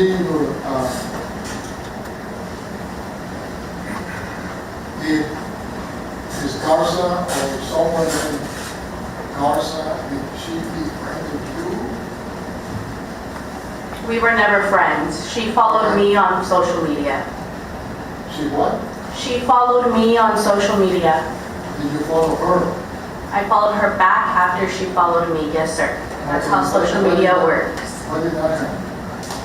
I believe the day she messaged me, so May 16th. May 16th? Okay. But you don't have any idea who made this up? The state's exhibit on the 20th. Objection, repetition. Sustained. Now concerning state's exhibit number 22, did you actually download it, that the pictures contained in the state's exhibit 22? Yes, I'm the one who took the picture of my phone and her social media. You were the one that took the picture. Is there a picture or video in the state's exhibit number 22? There's video and pictures. Okay, and did you get permission from anybody to do that? Social media is social media. It's everywhere. So I don't believe that you need social media to take a screenshot. There's privacy, private information and public information. Yes, sir, but if anyone can see her story, then that is not private information. Well, okay, and what, was it loaded on his private information? No, sir, it was on her public story. And who took the actual video of what's in the Exhibit number 22? Not asking you what you recorded, Right. the original video. I'm the one who took that original video. I'm sorry? The picture that you see in the video that you're holding, I'm the one who did that. This is a video of a video, right? No, sir. I have my phone and I have my other phone that I'm recording off of. They're both my phones. And the question is, this is a video of you taking another video from another telephone? No, sir. It's a video of me taking a recording of her social media is what the video is. So it's not recording a record. It's recording her story. Right, you are videotaping somebody else's recording, is that right? I'm videotaping her recording. Somebody else's, not yours, somebody else's recording. I don't know what you're asking me. This is the video which is reported to be represented in the State Executive Committee for the Senate. You did not produce the actual video yourself. Yes, sir, I did. The recording of a recording, is that right? I don't know what recording of a recording that you're talking about. The video that you have is a video of me scrolling on my phone and her social media. I'm going to object, Your Honor, this is not properly authenticated and it is hearsay and No, sir, I just don't think you're asking. Hang on. I got this. Finish your objection. that's all I was going to say. The objection is overruled. States 22 and 23 are admitted. May I publish these exhibits?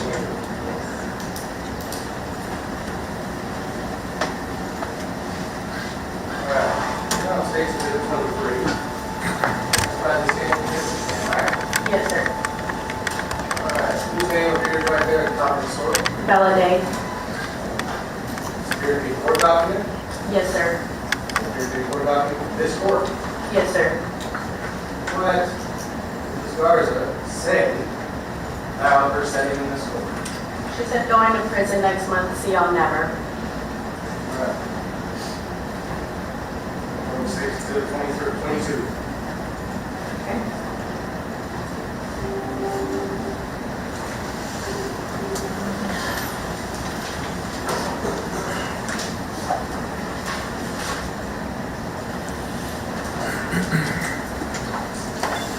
Before I start, this is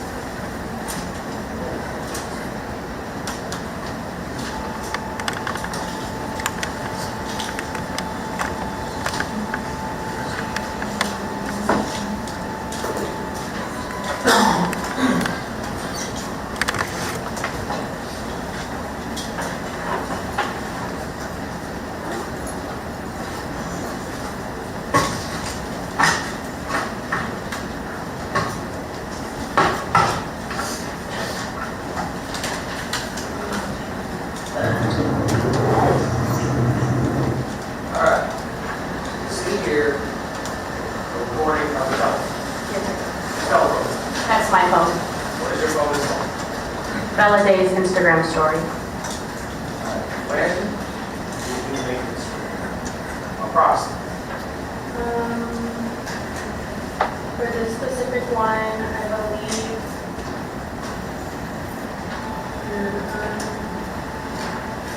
Last week, so within the last several months. Yes, sir. This one, Emily posted the extended cuts, and she did, Yes, sir. on November 4th. Yes, sir. Was it the same day? Yes, sir.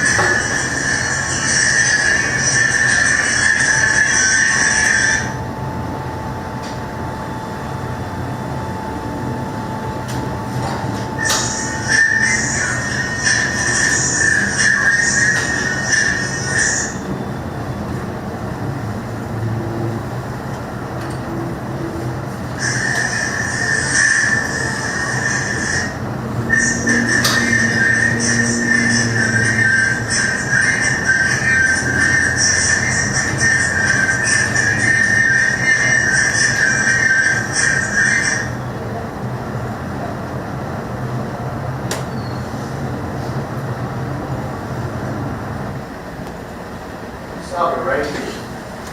Spell card, I think. You can see ground right here. That's a bottle of Malibu.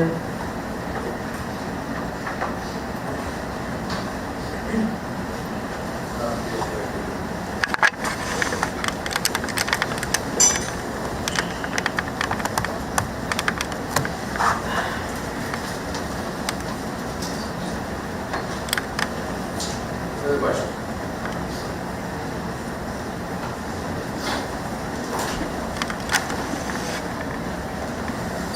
Cross.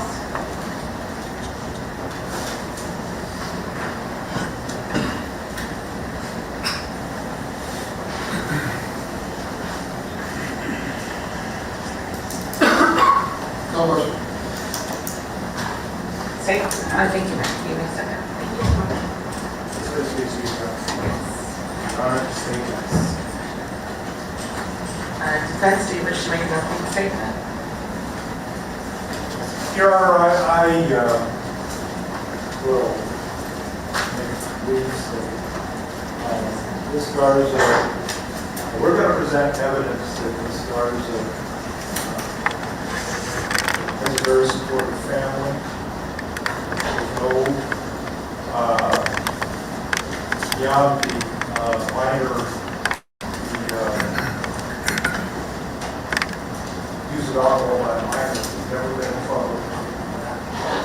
She's been employed, she's raising a child, she has a history of depression, she has a drinking problem, which she recognizes, she accepts responsibility for what she did, she feels remorse for what she did, she will address those videos.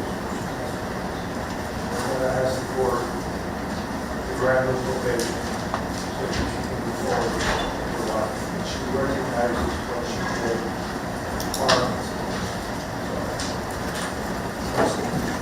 Five persons. We're going to call Crystal Mendoza.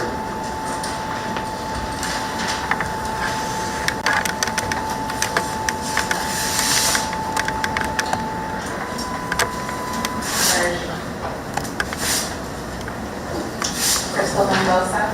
Crystal.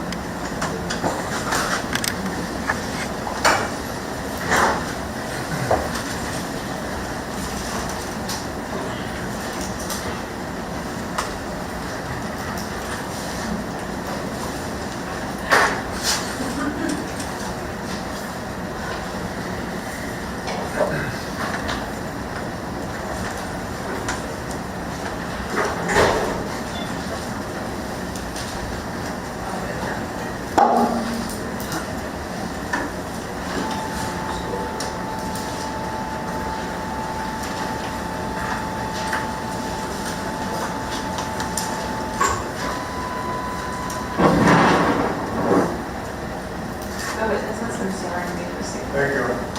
Could you state your name, please? Crystal Mendoza. Ms. Mendoza, how are you related to Bella? I'm Bella's aunt. And what do you do for a living?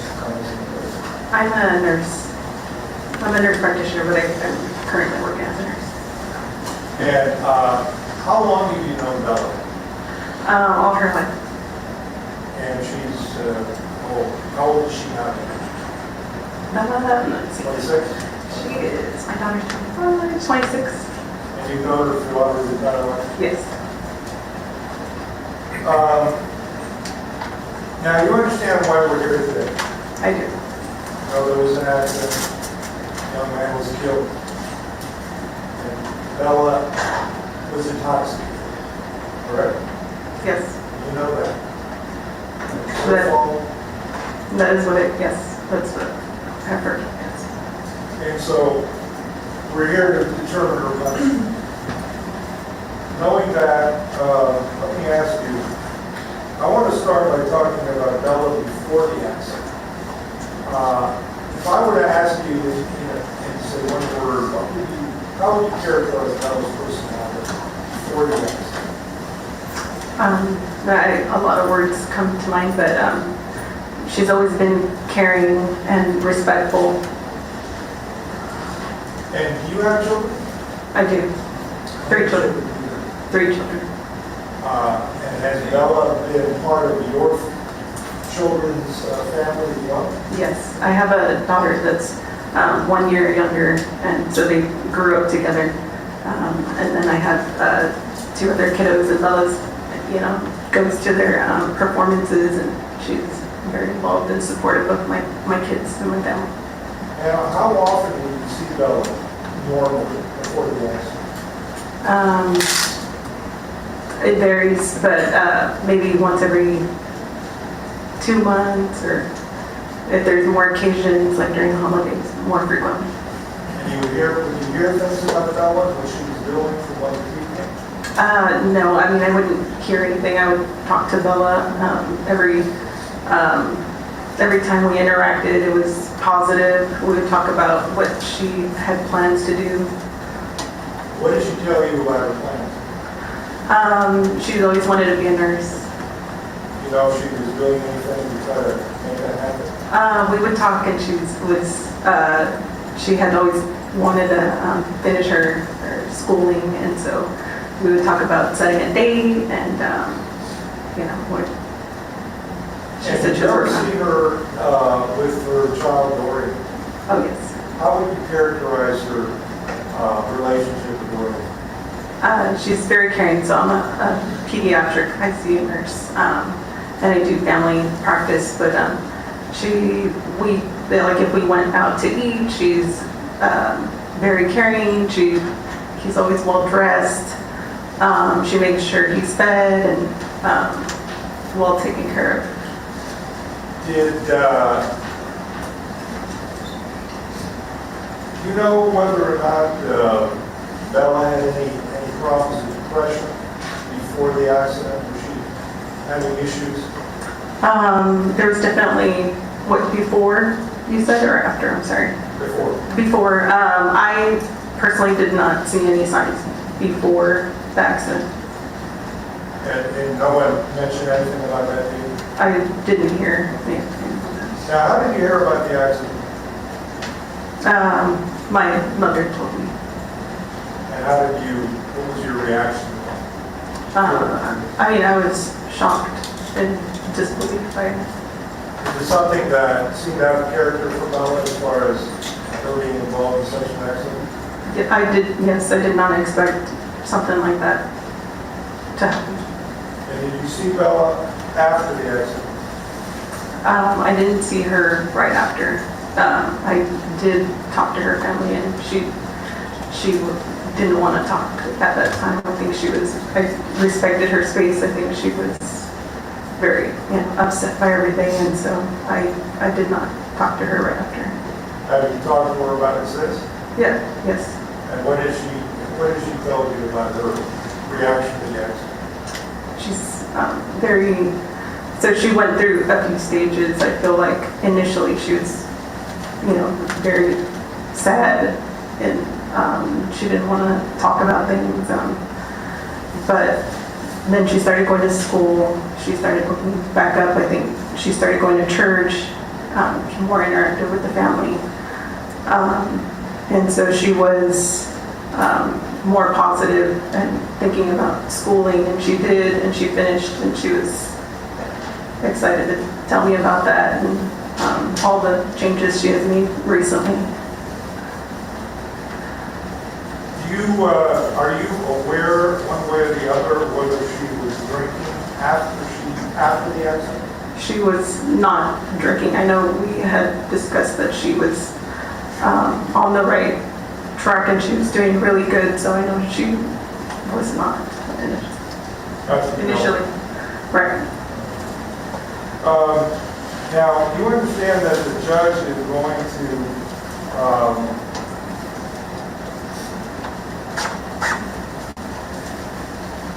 be determining her punishment today, and that she was intoxicated then when this accident happened. From your experience with Bella, can she follow the rules of probation? Yes. Yes. She, like I said, we had discuss the, like, when, you know, I've been in contact with her family. She was on, yes, a very good track. I know she can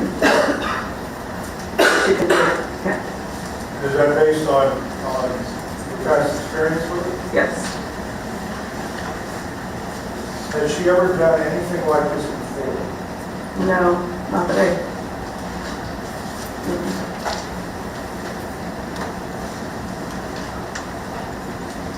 And to your knowledge, you said that she was going to school. Did she graduate from school? Yes, she got her GED from her school, and then she went on to get her medical assistant. You know what she got from medical assistance? Where did she got When it? she got it? When she got it? I think it's maybe, was it August? It was sometime around there. Was it recently? Yeah, this year it is. This year? And did she then try to go to work? Yes, she was asking me about positions, so yes, I was looking for her. President? You said that Bella was not drinking on pretrial release initially. Is that the word you used? Yeah, well, yes, I said initially. Okay. She did start drinking. I only know what I guess there was a date where she came in, maybe, I don't know. She did know that she had some pretrial violations of her requirement not to drink. Yes, She had 5. I didn't know about 5. One of them had a red AC of 0.108. I was not aware of that one. Good question, Your Honor. One second, go.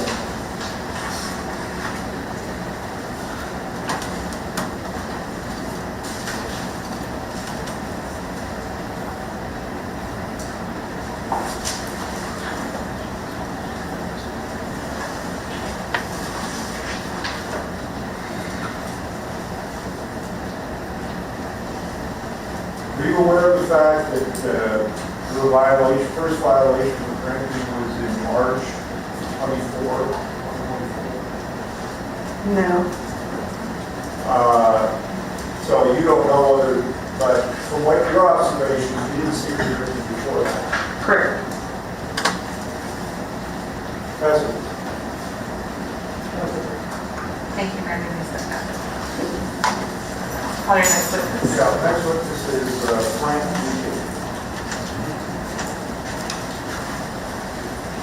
Frank Luque. Duque.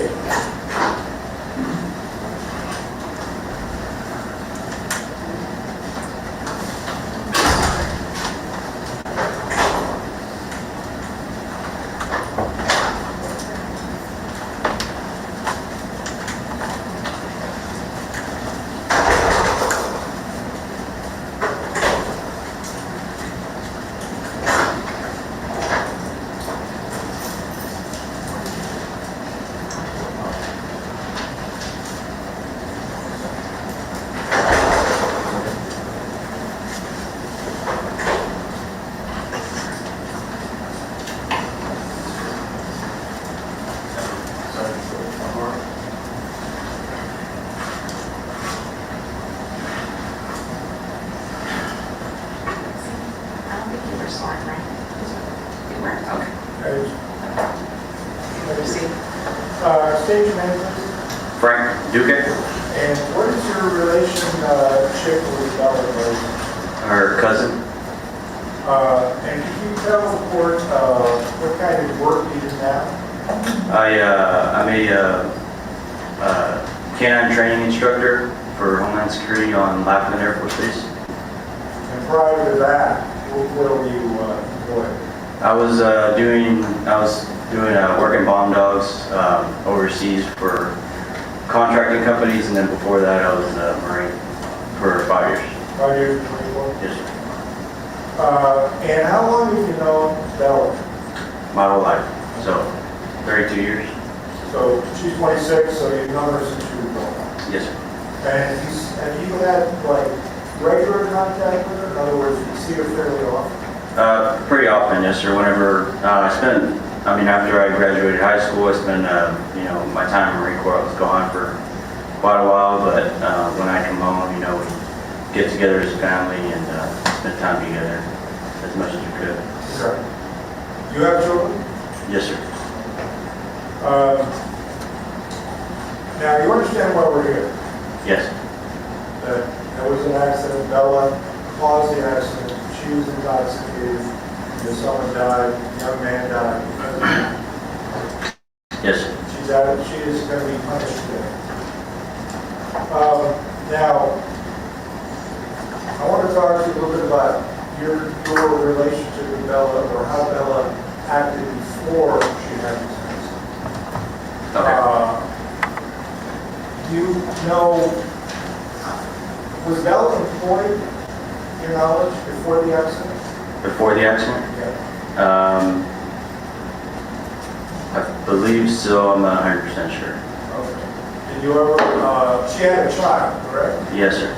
And that child, did you see her and the child together? All the time. Anytime I saw her or got time to go visit her, he was there. How does Bella react with other members of the family? She's always been very loving and, just always caring, and she's always just had a big love for her family. Unlike the other side of my family, this part of my family is very close. Anytime we have, birthday parties, Thanksgiving, things like that, everybody's always together. So, she was brought up that way, just always being around family and, everybody just being really close to each other. Did you ever have any inclination or knowledge that she was suffering from any kind of depression or anxiety? No, sir. After the accident, did you discover that she was suffering from depression and anxiety? I've heard, yes, sir. Have you talked to her about that? Unfortunately, not had the opportunity to have a real deep discussion about it, but there's been small ones here and there, not so in depth, but enough to understand that she's going through it. Did you see a change in Bella after the accident? How she was behaving before the accident? Absolutely, yes, sir.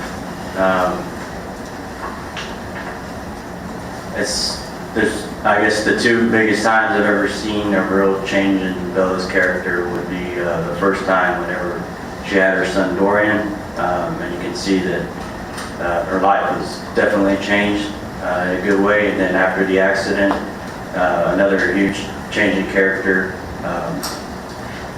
very hurt, bothered, grief-stricken. You could see on her face anytime you talk to her or try to, anytime it comes up in conversation, you can tell that it's tough thing to talk about or even get near that subject, as it would be for anybody, obviously. She was pretty remote from you after the accident, right? You knew herself? Yes, sir. Okay. And that was not the way she did before? No, sir. Now,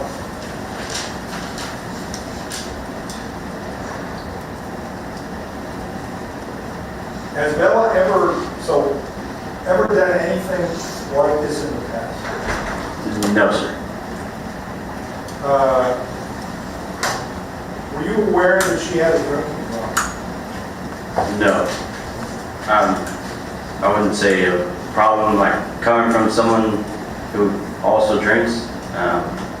I guess it'd be hard to say that I call it a problem. I grew up, just being openly honest here, drinking from a young age as well, so it's hard for me to, I guess, understand what you would say is a drinking problem.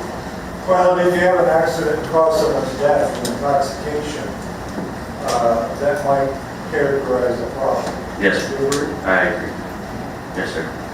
And do people, from your experience, having drinking issues yourself, do sometimes people drink to medicate, in a sense, to deaden the feelings they have inside? Alcohol is definitely a easy escape from any sort of feelings that you're having that you don't want to be having. So yes, I would agree. It's an easy out. I agree. It is definitely an easy out. Were you aware of the fact that after the accident, CPS was involved in the case? Not exactly, but I would have assumed so, given the circumstances. You don't have any knowledge of what Bella did in regards to treatment after the accident? No, sir.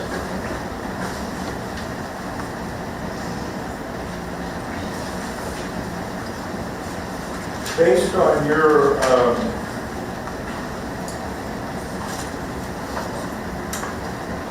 lifetime of experience with Bella, can Bella follow the directives of the court if the court was to grant her probation? Can you repeat that? Can Bella do what she's supposed to do on probation if she was given probation? I believe so, yes, sir. Like I said, this is the second biggest change we've ever seen with her. It's something that she's not taking lightly, and I think she's definitely got a better understanding of that she needs to not take life for granted. Do you think that society would be better off if she was in prison or if she was rehabilitated? Definitely rehabilitated. I know it's probably already been said before, but she's already made steps towards at least trying to better her life, going to school, getting her medical assistant certificate. I mean, she's taking steps in the right direction. I mean, I don't doubt that she would continue to do that.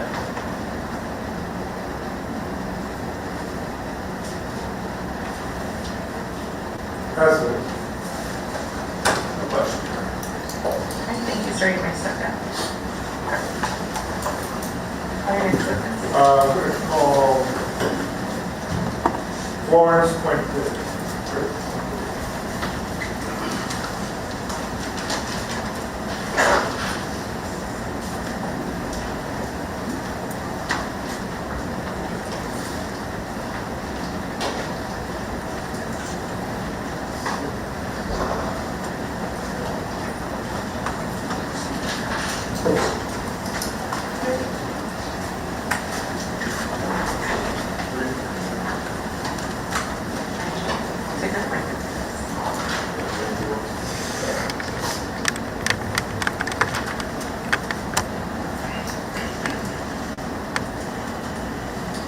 Thank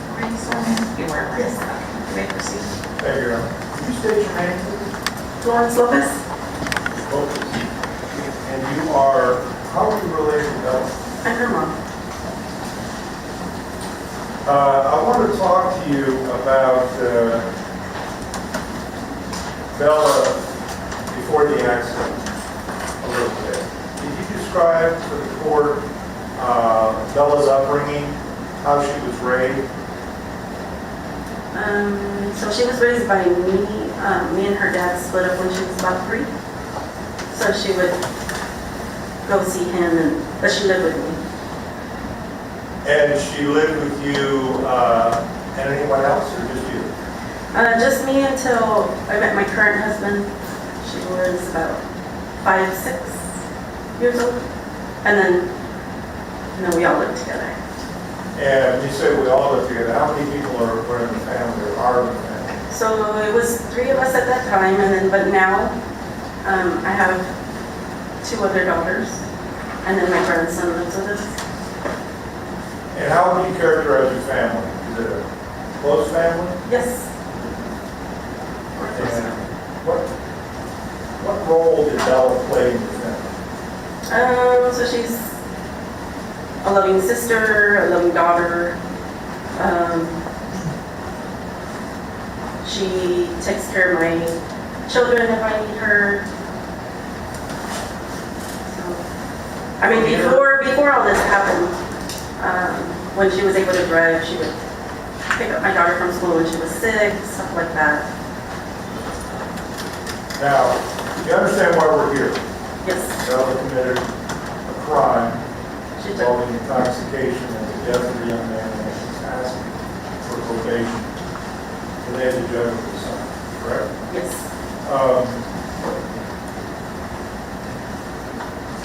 Now, Bella has a child named Dory, right? yes, my grandson.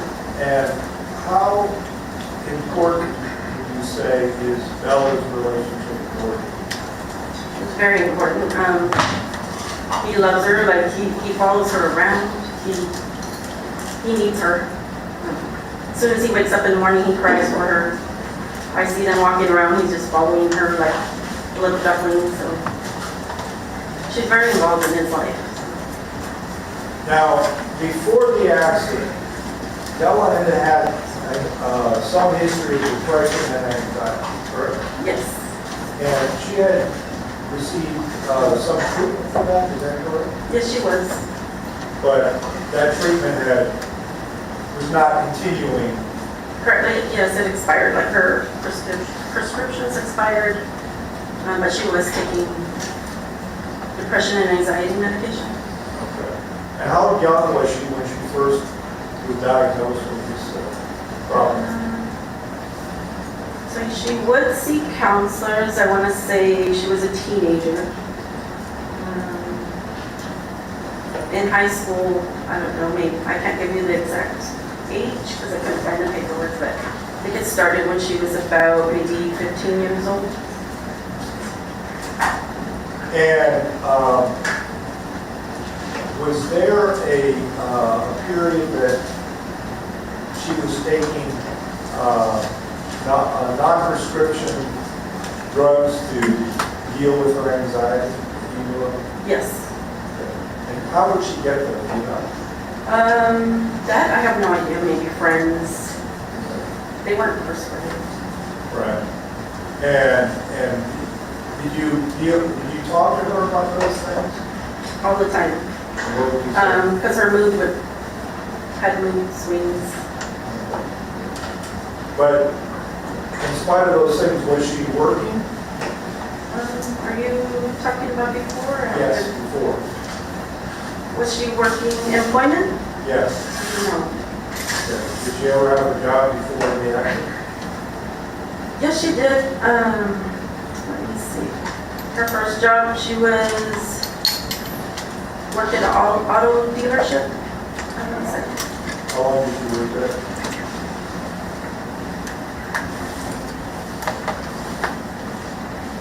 Maybe a good year. She was able to file her taxes, so I had to. Let me see. And she would live with, she got involved with a gentleman named Marcos Alvarez. No, Alvarado. Alvarado. And Marcos Alvarado was the father of the girl, correct? Yes. And so at some point, did she live with Marcos? Yes. And she lived with Marcos up until when? They were on and off. So I want to say when my grandson was born, they were living together. Grandson named Dory? Yes. Now, how did you hear about the accident? I saw it on the news. And following the accident, did you have a time you could talk to Bella about what happened? Not at all. Have you talked to her since about what happened? Like about how she's feeling or? How she's feeling and how she is reacting to the accident? Well, she's not dealing with it well. She does have good days and bad days. When you say she's not dealing with it well, what do you mean? has several anxiety attacks a day. And how are those anxiety attacks managed? What happens? Stress triggers it, or just, thinking about everything that's happened, taking the life of somebody, for Has she having told to deal you? with everything. Go ahead, finish your answer. No, that's fine. Has she ever expressed to you her feelings about taking the life of the young man? Yes. What has she told you? She just, cries about it, tells me that I don't understand how she feels when I try to confront her. Like say I notice, like I can tell, like if she had taken something, because I can tell the way she acts, like she's aggressive. And then I confront her, like, why are you doing this? And she says that I don't know how it feels to take the life of somebody, and then I just like kind of back off. So she told you that you don't know how it feels to take a life of someone. Right.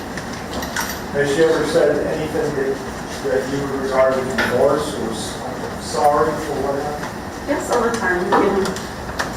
All the time? Yes, so she'll shut herself in her room and close the door. Has she ever verbally told you that she's sorry for what happened? Yes. And you've heard, I see her outside, but there's been testimony that she was drinking after the accident. Were you aware of that? Yes. And how did you become aware of that? So she has a curfew. She has to be home or before everything, before all the violations. She had to be home by 8 p.m. And if she came home, like I could tell, like she had to stay there, so I could tell, if she had been drinking or not. And I am always like on her, did you use your breathalyzer? Always making, trying to make sure that she doesn't miss the time. But, when I go in there and I have seen, did see when she was intoxicated. Did you ask her why she was drinking when she was? It just seemed like she had given up with all as we were getting closer to the date, because she was doing well, she was doing really good. Just all of a sudden, when we started getting closer to the date, she just felt like that was it, like her life was over, she was going to do her sentence. And so from your observation, this giving up period was recent, fairly recent. Yes. Yes, because she had been doing good. She was going to school, got a job, but then all the court hearings and the resets, and she lost her job, and then that was it. Like she just went down.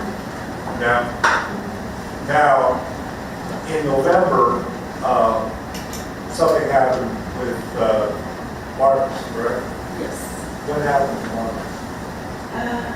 So when, I think he just took it really hard that Bella went to jail, and he thought that was it, it was over. He was drinking himself, taking drugs, and then he was in a fatal car accident himself. So Marcos was killed in a car accident, Yes. and that was in November. Yes. How did Bella react to that? She just couldn't believe it. She was in denial. She's like, why? Just thinking it was her fault. Like karma. That's what she had done. So,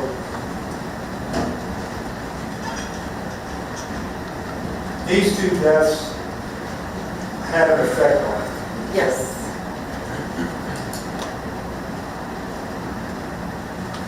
By the way, was CPS involved in the case? They were in the beginning, but then Bella had completed all the courses that they wanted her to take. They saw that she was a good mother, so they dismissed it. Or it was dismissed. And in the course of that, did she take classes? Yes. You know what kind of classes she took? There was one for a drug, because I know there were drugs in her system, so she did take a class, but something with the drugs, and then another one, a parenting class. Do you have any doubt that she would follow through on any classes or rehabilitation that the court would offer? No, I mean, if given the chance, she'll do anything she can just to be with her grandson. I know that. Do you think that she could succeed on probation in spite of the fact that she's had these problems on pretrial release? I know she'll do better. She'll, if given the chance, she'll show you that she can succeed. Do you think that rehabilitation is a better choice than prison in this case? Definitely. Testimony. Testified that Marcos was involved in intoxication crash that resulted in his death. Yes. Was that a single vehicle? No, He did something? he did something. What happened to that? So all I know from the news article that his mom sent me, so I don't know, but it just, what I read in the article said that the person went to the hospital with severe injuries but not life-threatening. But it was just one person that I read in the article besides Marcos. Testified that prior to this event, Bella would take non-prescription drugs, right? Xanax. Well, that's what I think it was. I have no idea. So she never had a prescription for her, right? Is that Xanax? Yes. Okay, no. Never. She had prescriptions for other things, but never Xanax. Not for example. Yeah, they would never give, they told her they would never give it to somebody as young as she was, when she was younger. They didn't do that. Or when Kimber was talking about how she was feeling, say sometimes her personality would change. You would suspect she was taking something. Yes. What kind of things were you suspicious she was taking? Her manner, I can tell, like when she would speak to me, it was kind of like a little bit. I'm going to check. I don't think there's a response for you. I think that's clarified. What did you think she was taking? So when she told me, is she was taking Xanax. Okay. So that's what, I have no idea, I don't do drugs, I don't know effects or how people act, I just know she had mood swings. Bella told you that she has been taking Xanax Yes. while she's been on pretrial release. Correct. On bond. Right. She still had that prescription. Correct. Where's she getting? Marcos. She got it from Marcos. Yes. Did you get it from any of her other friends? I have no idea, she doesn't hang out with anybody, so. I mean, if she did, maybe she called somebody, but I don't know. When Bella went to jail recently for those violations, who took care of Dory? Me. If she went to jail or prison as a result of this crime, the judge were to sentence her to prison. You take Dory? Yes. I'm sure that you had a lot of call. Me and Marcos' mom. Gone together to make sure that Dory was taken care of. Yes.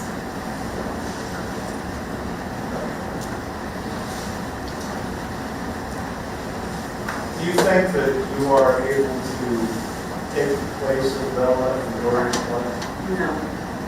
No one is able to take the place of a mother. President? I have to ask you the first time on the cross. Has Bella been receiving any type of counseling services? When? Ever? No, while she's been on. Well, she's been on bond.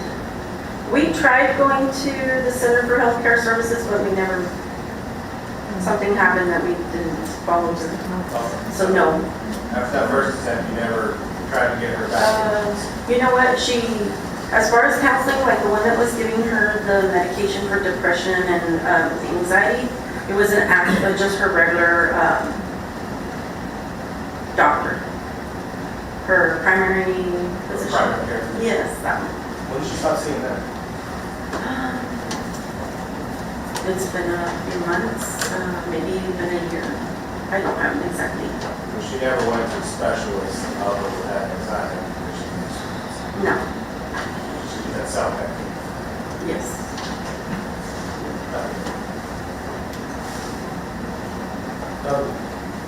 Thank you, Madam Lisa.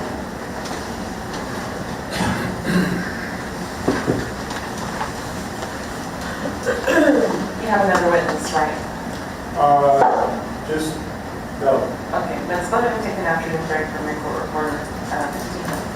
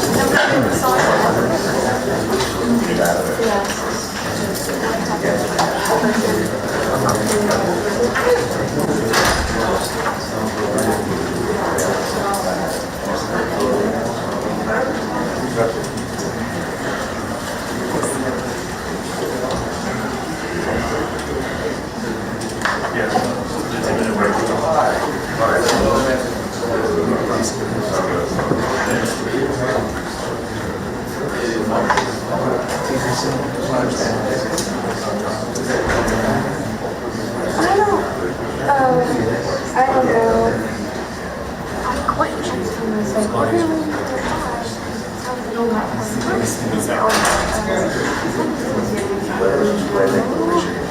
And so he was like, okay, well, we said to go at 5.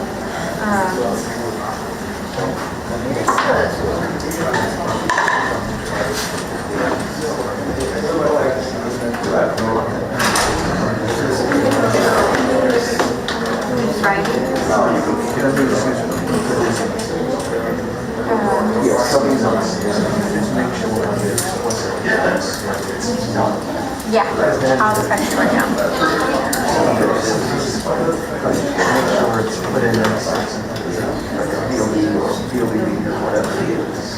Even if it's a building, sometimes that will be sent to edit it really well. It's bigger, Yeah. it's just the whole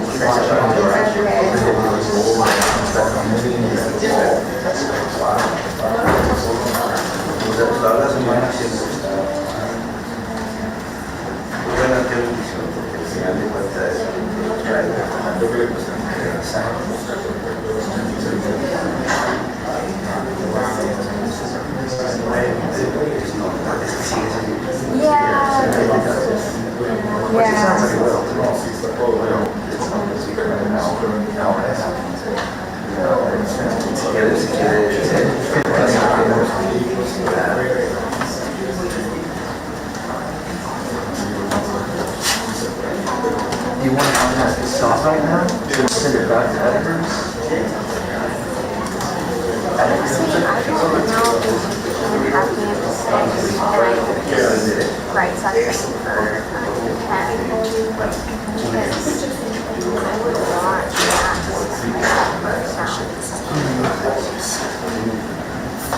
I'm gonna. These courts going in. You're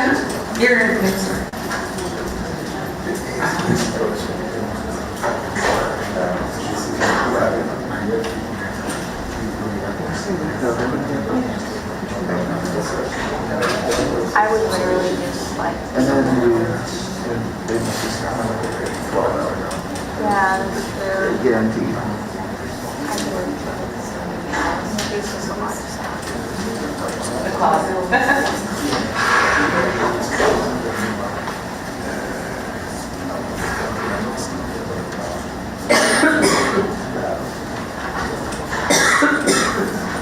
Civil and criminal.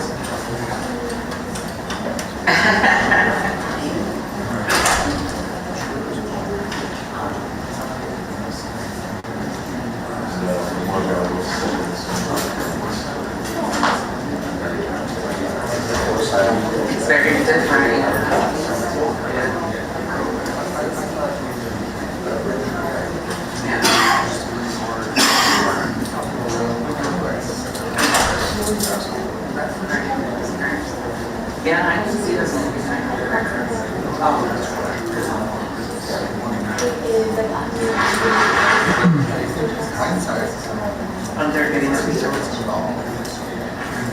didn't know we were gonna have a practice for all the court orders, so we can kind of get a feel for how we can improve cases. You've been looking at your records the way it's about there. So we need to, and if there's, we need to hire more people, there's not enough, there's more people to accommodate. And I think we need to, forever.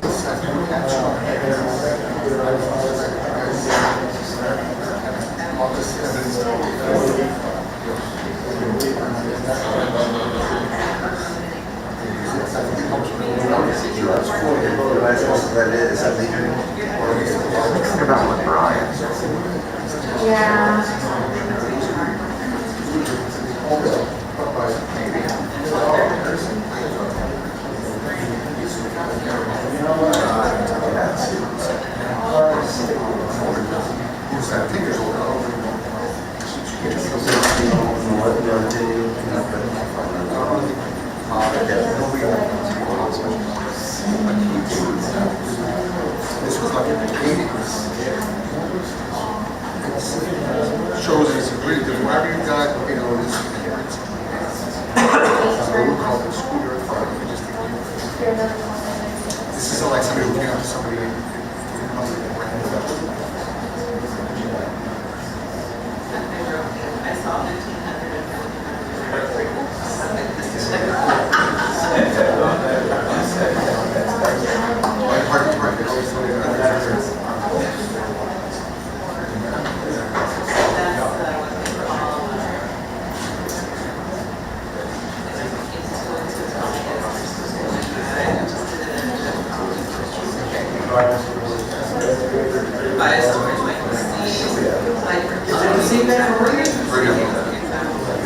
Very difficult. Whose case that? You were here earlier, Kitty? No. Okay. Have y'all been live streaming this whole time? Yes. Since morning? Yes. Y'all need to kind of let us know that you guys are live streaming. Because I wasn't aware of it. Well, actually, I believe he mentioned it, but usually what's his name comes in and runs wires and lines. Yeah, Miss L comes in, and then he tells us personally. I'm not 100% we're streaming. We're just streaming back to our station so they can register. It's on YouTube. It's on YouTube right now? Yeah, that's how my judge is notifying me that, hey, nobody asked me about live streaming and nobody requested to live stream. And there's a notice on the outside of the door saying, before you live stream, you need to ask for So let the, you need to let the board know. let me just double check. Yeah, I mean, like I said, what's her name asked me something about streaming. Daniela? If it was okay or something. But again, we're used to him setting up the wiring. He's usually and then tells us, hey, we're gonna live stream. the courtroom guy. Are we able to? You have to ask permission. Can I go ask? Or? Why, are you live streaming too, or? No. But I would, if they're going to call the defendant as a witness, I think they would like to. Yeah, you might want to ask her, but there's a form outside on our door saying what the rules are for live streaming. Okay, no, but we're not live streaming. And obviously, you're not a regular here in North Dakota. Do I have to, do I need to talk to someone or fill out something? Again, it's that memo is right on the door. So I stopped streaming? She just told me, hey, Charles, nobody asked us to live stream.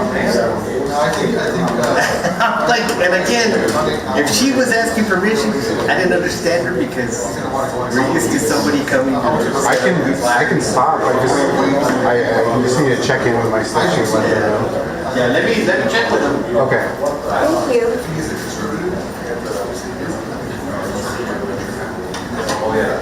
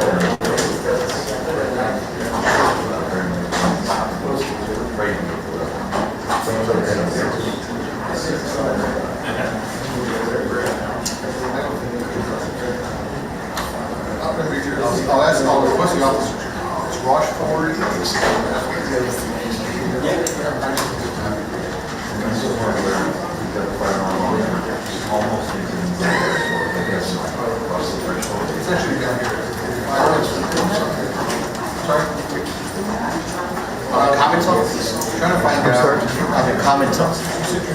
She wants to know that the comments should never be on because that's how we get in trouble all the time. Yeah, she said they're fine as long as the comments are off. Okay. Well, I asked for him. Okay, can I ask or do you want to ask? I'm like, I don't believe so, but I'll make sure right now. I'll double check right now. Because that's how we always get in trouble. sorry. With the comments.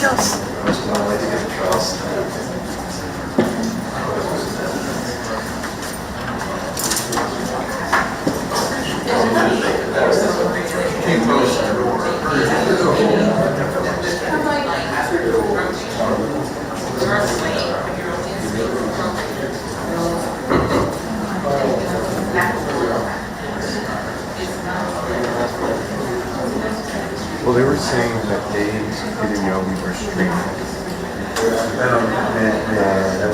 It's the court caught and the judge. The judge didn't know that we were streaming.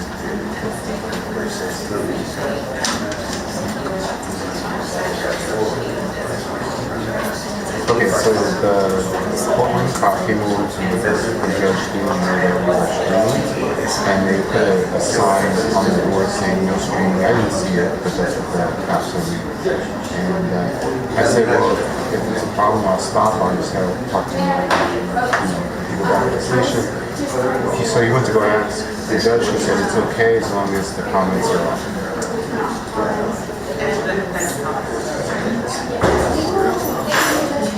Okay.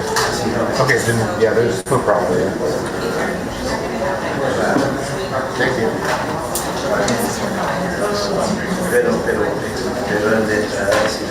Sorry. You're good.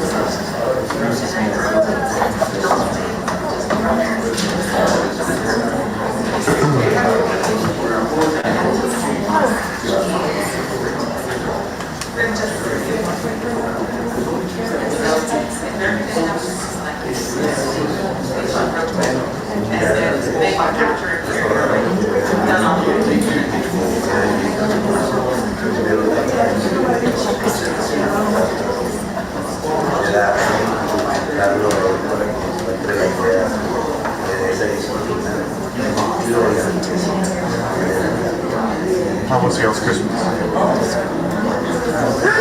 Fine. Got engaged? Yeah. Congratulations. Thank you. You? Just spent a lot of time with family. Good. Yeah. I work. You work? Yeah. What do you say? Dayside. Me too. I work dayside. Christmas Day. Yeah. I worked at the Riverwalk. You're not, you're from... Fourth. No, but you're from... No, Eleanor, Dallas. North Dallas. Oh, okay. I took off last week. Yeah, I took off last week. I got to go up there last week. So I spent the whole week there. Celebrated Christmas on Saturday. And worked on Christmas this week. So yeah, it was all right. At least you got to see your family. Yeah, yeah. That's good. This is true. Did y'all get any good gifts other than engagement ring? I didn't really ask for much. I just got some money and just That's good. Yeah.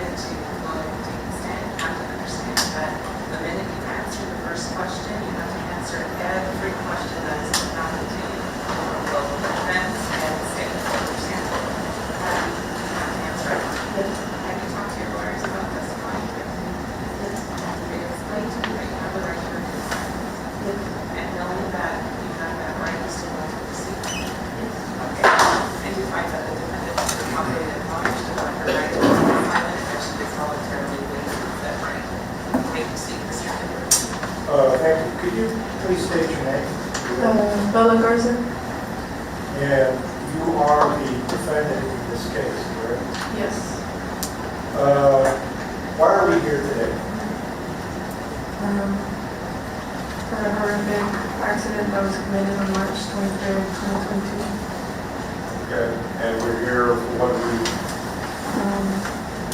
Intoxication manslaughter. And that accident was caused by who? By me. And as a result of that accident, what happened? A life was taken. Were you intoxicated on that day? Yes. Now, that day, you were at a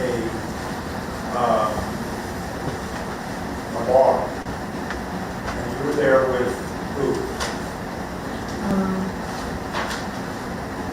Two friends and Marcos Alvarado. And who is Marcos Alvarado? The father to my son. You had a relationship with Marcos? Yeah, but before he passed, I had known him for 8 years. So. 8 years? And while you were at the bar, you drank, correct? Yes. You had your son with you. Your son's name is what? Dorian Alvarado. But that was allowed. It's wrong, correct? It was a family establishment. Now, what happened between you and Marcos? Did something happen between you and Marcos that evening that affected your behavior? Yes, it was routine. What happened? We would always get into arguments, domestic disputes. Okay, what happened that day or that evening? I was going to go drop him off at home. We got into an argument. Usually when we would get into arguments, I would drop him off and then I would go to my mom's, spend the night over there. So, was it a pretty aggressive argument? I knew it would lead into... You gotta speak up. I knew it would lead into a physical altercation, so I decided to drop him off and then go somewhere else. Okay, so you went somewhere else to a friend's house? And do you recall being at that friend's house? What was your state of mind when you were there? I was already intoxicated at that point, and I was angry. Usually when I get like that, I just want to drink until I fall asleep. And so then when you left that location, were you driving home? I wanted to go back to Marcos's apartment. Is that where you were headed when you had the accident? Yes. And do you have any real recollection of the accident? I remember losing control, and then my car flipped over. As far as me catching air going over the railroad tracks, I don't remember that. Me hitting somebody, I don't remember that. You were not aware of what happened to the young man when you No. were at the scene? No, because I would never do something like that intentionally. So this was not something you did intentionally, honestly? No. But it was because you were intoxicated and you were driving? And so when did you first hear that you had hit someone who died? In the hospital, when I asked the police officer why he was standing there. And shortly after that, we heard the video. You stated, I believe I'm going to hell. Oh, did you hear that? Yeah, because ever since I was little, I've always gone to church. So it's a sin to murder your neighbor. How did you feel when you heard that someone had died from your accident?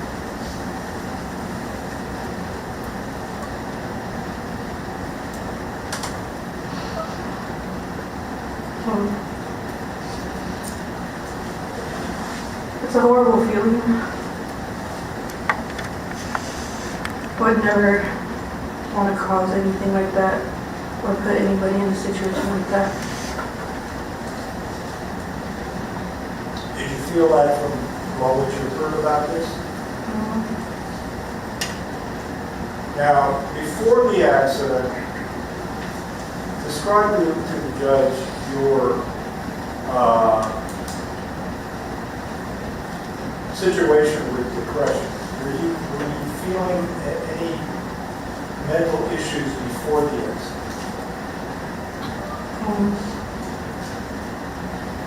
Yeah. I'm not talking about the day of the accident. I'm talking about the months and years before you had that accident. I've always had depression, and I've always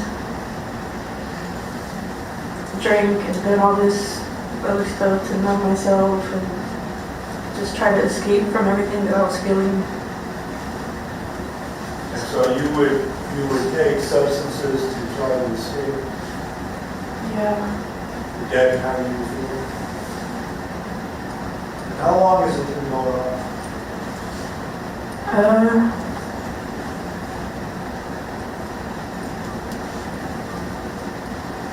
Since I can remember, I mean, I've been depressed for a very long time.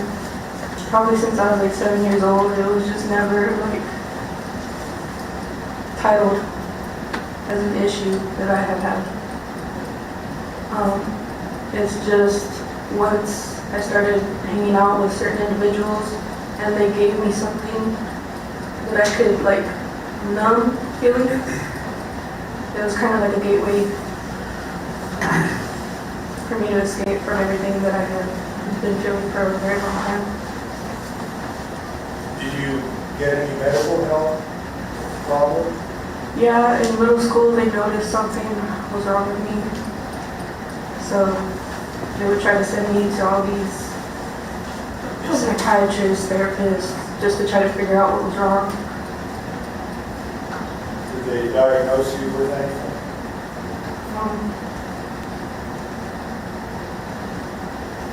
They didn't really know what it was. I feel like they just titled depression as like something to just throw at me. And were you taking any medication for that? I would take hydroxyzine. Was this when you were younger? No.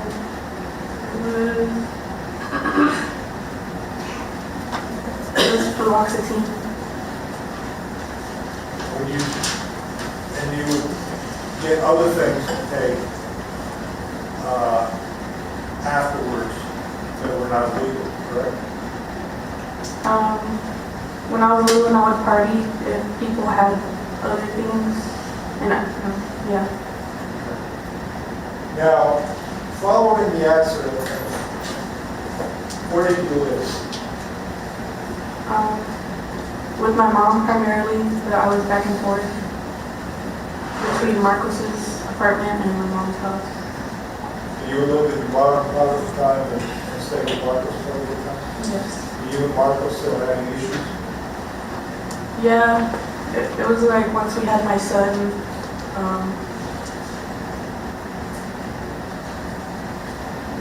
having to live with somebody, you really get to know them. And we just had a lot of differences. This was on your mind the night of the accident? Yeah, it's always been on my mind. Was that part of the reason why you were feeling you were having depression? Yeah, because I had wanted to live a better life after I had my son. I wanted him to be sober, but we would argue all the time. You wanted Marcos to be sober? Mm-hmm. He was not sober. Yeah.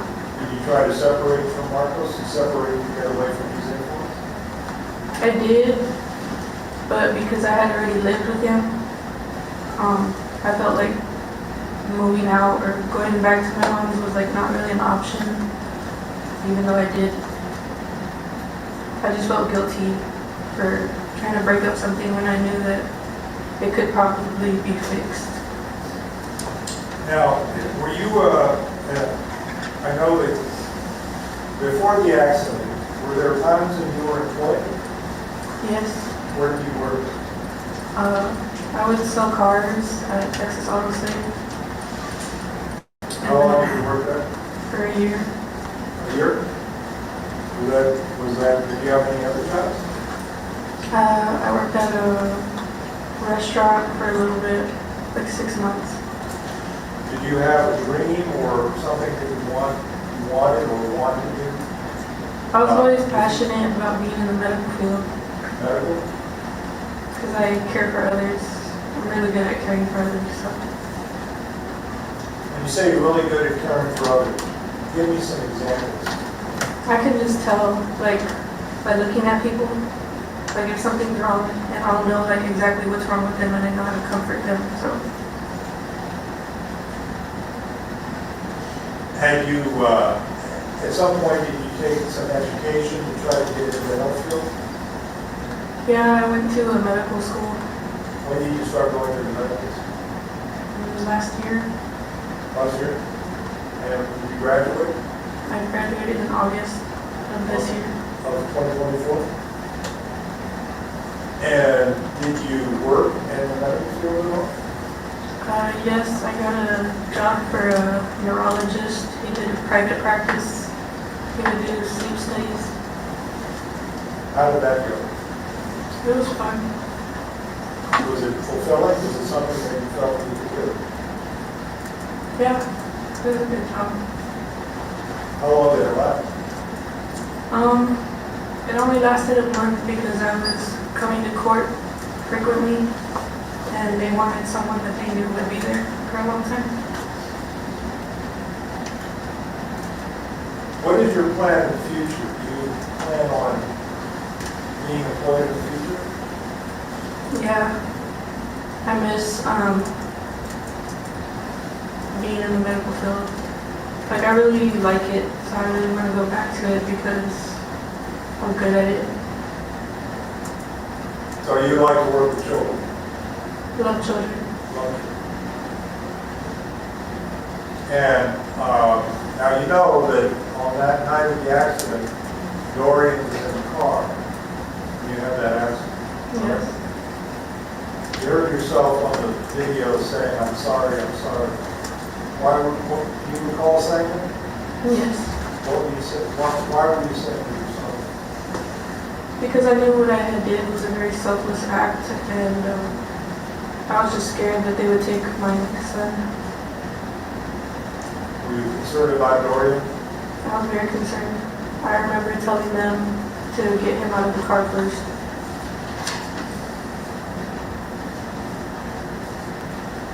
Now, following the accident, you testified about hearing about a young man that died. How was your mental stability after this?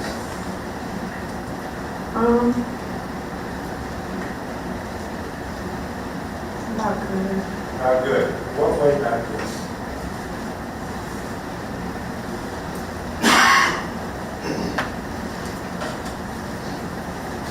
How did you feel about your life after the accident? Initially, I didn't think it was fair because he was only 18. I wanted to trade places with him. Do you still feel that way?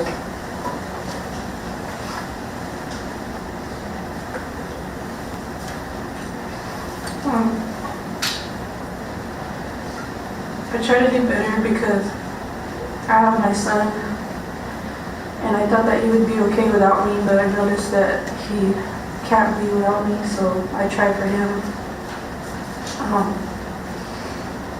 Right now my outlook is kind of like trying to succeed and be better for Amelia, and trying to do all these things so I don't waste my time out here.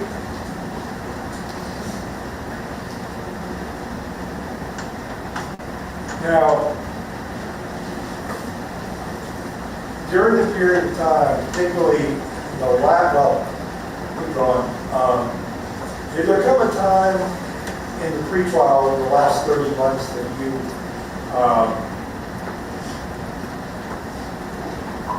started abusing alcohol and drugs while you were on pretrial release?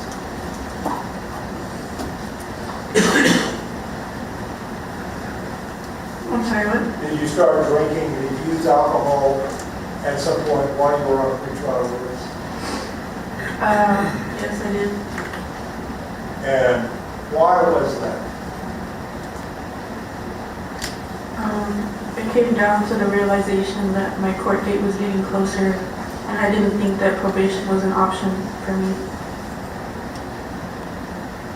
So I gave up. you gave up? Now, you see the video that was posted. You know when that, you posted that video on Instagram, correct? Yes. Why did you do that?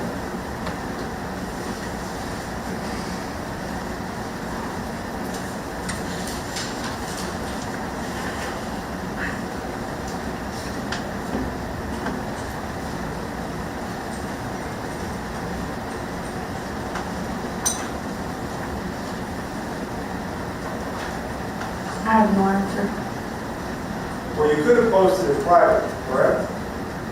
And you posted it public, right? Which means that everybody could see it, right? So is that, and you knew that, correct? Yes.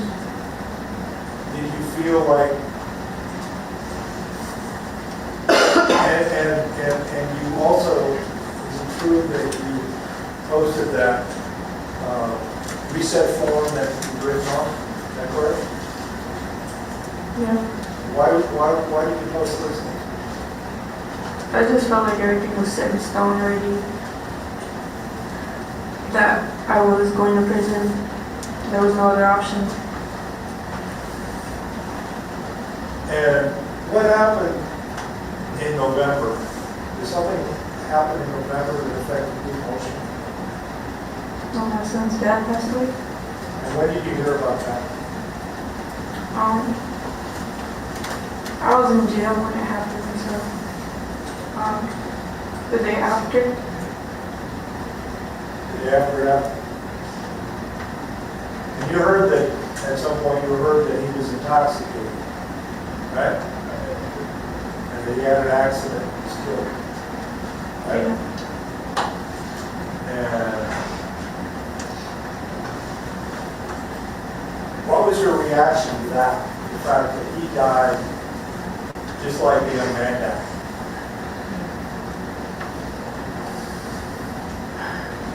Felt like it was my karma.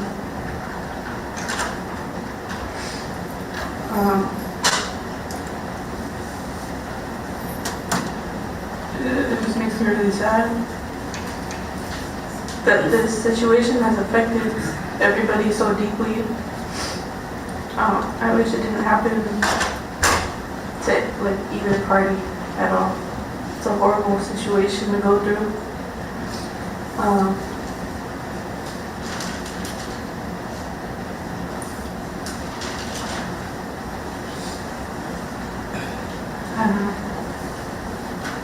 Did you feel differently about your life since Marcos died?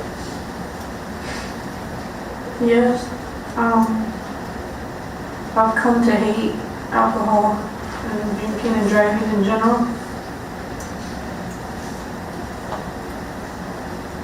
And you recognize that you have a problem with alcohol and substances. Yes. And it's something you're going to have to deal with for the rest of your life. Yes. Are you going to deal with it? Yes, I plan to deal with it in every way possible. Excuse me? In every way possible. Sure.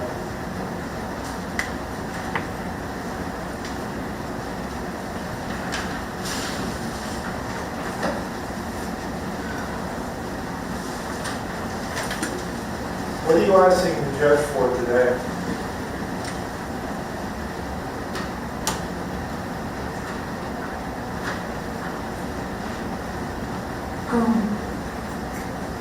I want to ask the judge for rehabilitation, another chance to be with my son and be a good mother, another chance at life so that I can continue to progress in the medical field like I would like to. I want to make my family proud. I don't want to disappoint them and just continue to go down the wrong path.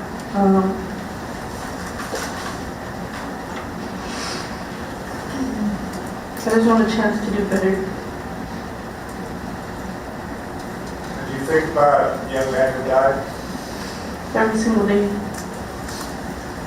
Is that going to affect you for the rest of your life? For the rest of my life, yes.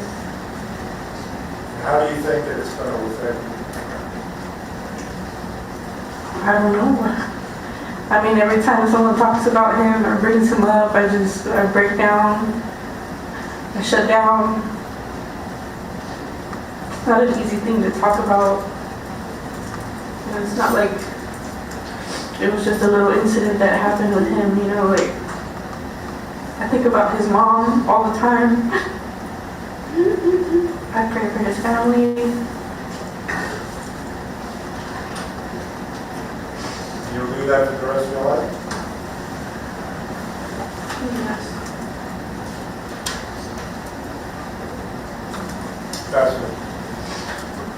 Garza, I'd like to talk about some of the last things you talked about first. Mr. Kimbrough asked you about that Instagram post that you showed to the court and asked you why you posted it. Remember that? Yes. You said you didn't know. Right? Right. It wasn't the only post like that that you posted over the summer, is it? I don't know. Well, if people have seen numerous stories of you partying during the day, you tell them they were wrong? I don't know. All right. But why didn't you think that probation was an option for you? Whenever I would consult with my lawyers, they were like, But that's If- only anything they said. Why didn't you think probation was an option for you? because it was always an if answer, a probably answer, don't get your hopes up answer. All right. Now, there's also some testimony from your mother and yourself earlier that earlier this year you started drinking while on pretrial release, right? Yes, There's also some testimony that you started taking alprazolam or Xanax while on pretrial release. yes, for panic attacks. Okay. And there was testimony that you did not have a prescription for that substance. Yes. Where did you get that Xanax? I would get them from my son's father. Okay. Anyone else?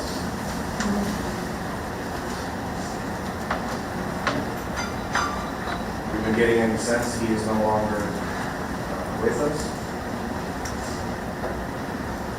Yeah. So you get it now. Wait, what? Well, have you been using Xanax since his death? No. Where did you get it before you were on pretrial release? The same person always. He introduced me to Xanax, so. All right, so he was your only source of that drug.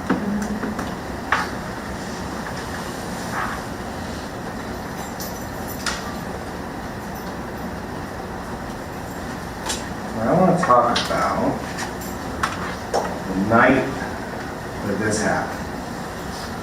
Why were you at Bentley's that night? Because he had got, my son's father had gotten off of work early, and usually he would work from 6 in the morning to 8 p.m. So I was excited, and we wanted to go somewhere and have a drink. Who else was with you? It was my son's father and his two friends, What are those friends' names? Aaron Miller and Sabrina. Okay. And the judge has the surveillance videos from Defendant for those 4 hours. You see everything that happened there. And with the testimony from the ABC investigator is that you had 5 picklebacks and 3 beers. That sound right? Yes. Okay. And then at 8:48, or sometime thereabout, you left. Where did you go immediately from there? To drop off my son's father at home. Okay, where does he live? 102 West Rampart. 102 West Rampart? Yes. How far is that from Bentley's? It's right in back of North Star and Bentley's. About 10 to 15 minutes. How far is it from that intersection, 281 and Massey Road? 8 minutes. So did you ever get your son to Marcos, or did you dropped off Marcos? I dropped off Marcos. Okay. And then you kept Dory. I kept going Where did you and Dory go? to my friend Eddie's house. And at your friend Eddie's house, did you continue drinking? Yes. What were you drinking there? I don't remember. Did you use cocaine there? No. The cocaine metabolite that was in your blood, was that from that day? Yes. Where have you been using cocaine that day? Bentley's. In the bathroom? Yes. When you went into the bathroom on the video at just after 8, did you use cocaine then? I don't remember. Did you have Dorian with you in the bathroom? No. Where'd you leave him? He was in his stroller with his dad. Your friend's Eddie's house. When did you leave there? I don't remember. Where did you go from Eddie's house? From Eddie's, I think I tried to go back to Marcos's, and that's how I ended up on Passy, because Eddie lived on Bandera. Okay. Now, when you got in the car to go back to Marco's house, how did you secure Dory? How did you restrain him? In his car seat? Yeah. The top latch and then the bottom latch. Was he able to get out of that on his own? No. Okay. Well, when first responders arrived at the scene of the wreck, which you saw on Officer Lyle's body cam, Yeah. Dorian was not restrained. Yeah. Objection, Your Honor. I believe that that's not actually what the evidence shows. It's okay, I can answer the question. Why wasn't Dorian restrained? Because I unbuckled him. After the car was on his side. Yes. I saw him hanging in his car seat because I was sideways and I unbuckled the car seat, the seatbelt. Okay. And then he fell to the ground. No. I grabbed him with this arm because this arm was messed up. Fell on the ground. What injuries did you sustain? A dislocated shoulder, a fractured chest, fractured spine, collapsed lung, level 6 concussion, The shoulder? and a busted open hand. Which shoulder was fractured? And this one.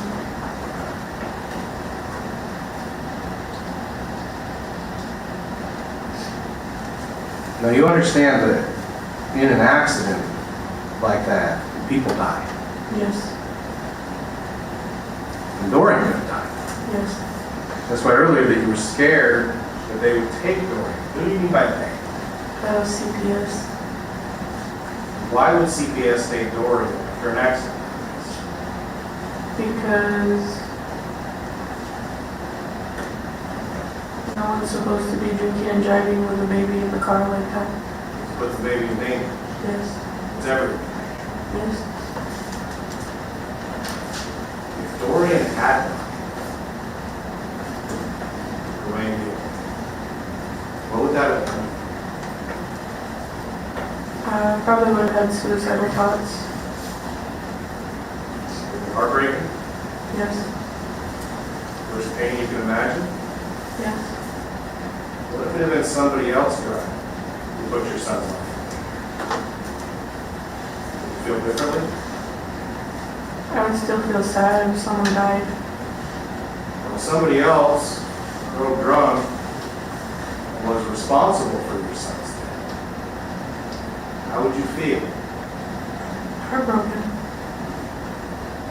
Pain? Full of pain, yes, like I am now. Different than what you feel. Oh yeah, I mean, my son's father passed away, so You didn't lose your son. no. Not like him. If that person were on trial, driving drunk and causing the death of your son, what would you ask the court to sentence them to? I couldn't answer that because I'm in the situation right now. And I mean, I ask for forgiveness, I ask for all this stuff because I really do feel bad about it. But I know that she probably does not care, so.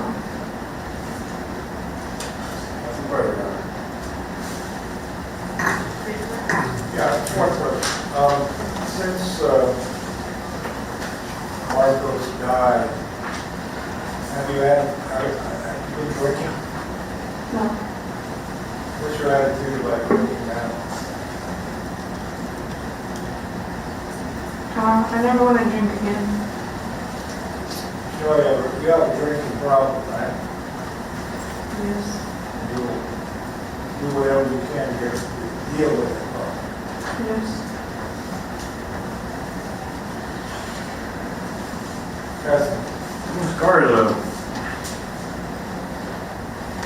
I understand that the death of Marco is traumatic, of course. You told this court that you made the decision as a result of his death to stop drinking, right? Yes. Surely you made a similar promise after you killed someone.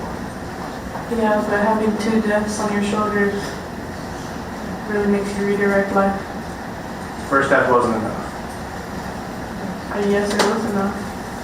You drank again. Yes, but depression and stress, it's hard to cope with stuff like that, especially when you don't have insurance and you're not properly medicated. Depression and stress isn't going to go away if you're on probation. It never will, but if I'm able to work, then I can get insurance and I can You get can't. medication. But the dedication that I have right now, I can. If you can't, drink then. No. Further on. No.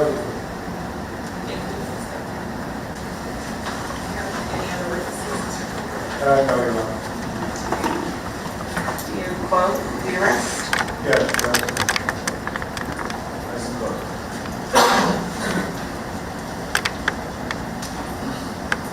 If you can gather up the exhibits, I'm going to give you an opportunity to give a closing argument, and then I have to go review some of those exhibits.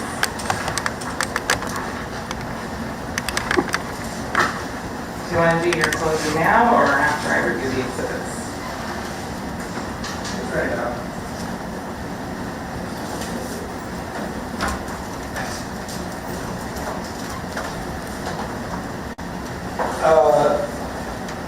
Yes, all right. Stay. Stay right. Defense. Your Honor, Bella Garza pled guilty and accepts responsibility for what happened today. And as expected, we're very, very committed. You've looked at the point for the family that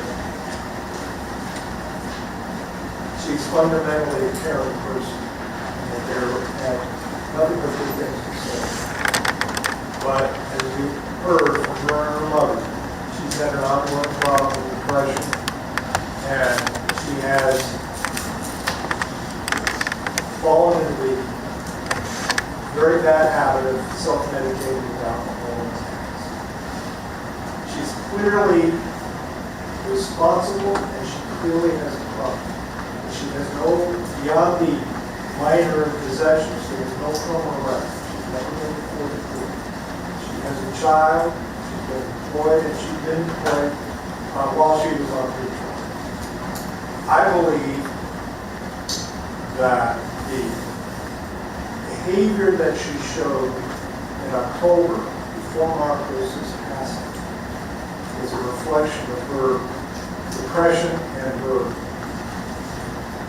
basically giving up on her life. And the death of Marcos had an effect on her. I believe that it's an effect that could cause her that means that she is a candidate for probation. She can't succeed. Now, she feels remorse. She expressed that she's not a person that denies her responsibility. And she has a problem. She has a drinking problem. She has a psychological problem. She has an emotional problem. Everybody that comes to this court, almost, has a problem. And it's part of the court's job to take that into consideration from the point of view of what's best for society. Bella Garza will be, whether she gets prison time or not, she will be again on the street as an adult person with a child. The question is she going to get the rehabilitation that she needs so she can continue and function as a positive person? She will suffer and she will relive this incident for the rest of her life. And it will affect her. But I hope the court will consider the larger picture that there is something to be gained from her in the future. And so we're asking the court to grant her application for probation, to give her some possibility in the future, and to give her the structure and rehabilitation that she needs so she can succeed. I think that's the best way that this court can go forward with this tragedy. Thank you. We're here on this case because of the choices this defendant made for this record. Her blood alcohol concentration was 0.152. Well, twice the legal limit when her blood was taken 2 hours after the wreck at the hospital. She also has Xanax in her system, which apparently was free, assuming without a prescription. And I didn't know until today that she had been doing cocaine in the bathroom of the restaurant, and that was part of her intoxication. I guess that's why she was doing 51 1/3 hot air while doing that, and then killed this young man, 18 years old, on the way back from work. And she says in this court that she feels remorse, and that she should feel remorse. What happened was awful. And the choices she made were awful. And I, honestly, am grateful in this case that authorities, this 17-month-old child who was in the car at the time, who walks away with scratches, is amazing. It's a miracle. It's incredible that she will never have to feel what Emily is feeling for 2 years. And will keep it for the rest of her life because of the choices this defendant made.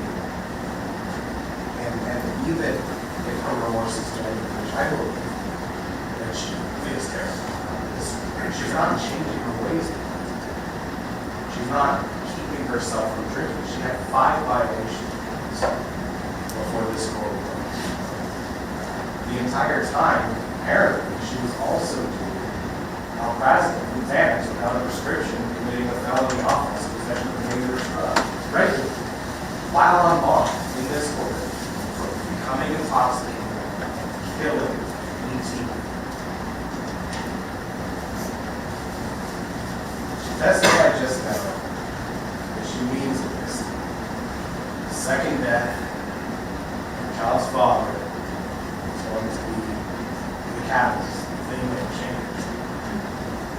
killing someone wasn't enough. Endangering her own child was enough. Your Honor, I don't believe she has in her what she needs to change without facing serious consequences. That was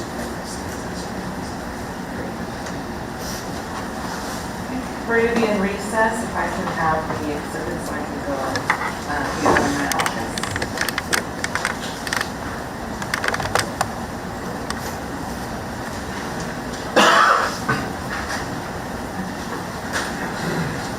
I have 1 through 23, minus 7. No 7.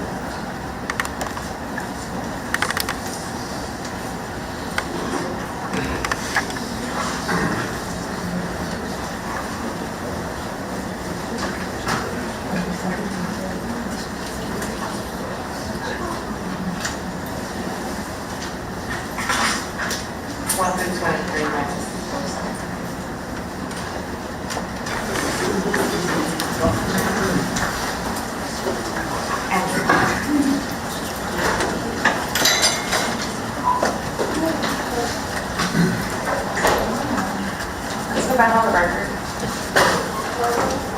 Your Honor, this was the office that was before. Take it back.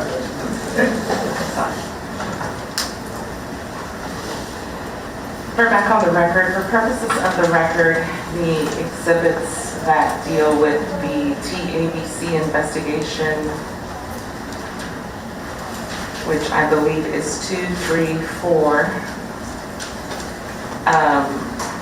they do play on my computer, but they abruptly stop and then you have to restart them. My recommendation to you all, especially if this case is appealed, is that you bring better copies on Monday that don't abruptly stop. They do play, they just abruptly stop. And you can enter those as exhibits 2A, 3A, and 4A. It's just, I don't know what would happen if this case is appealed and someone else is not able to do that. Is there any legal reason we cannot proceed to sentencing today? No, Ms. Garza, can you please stand for the imposition of sentence? All right.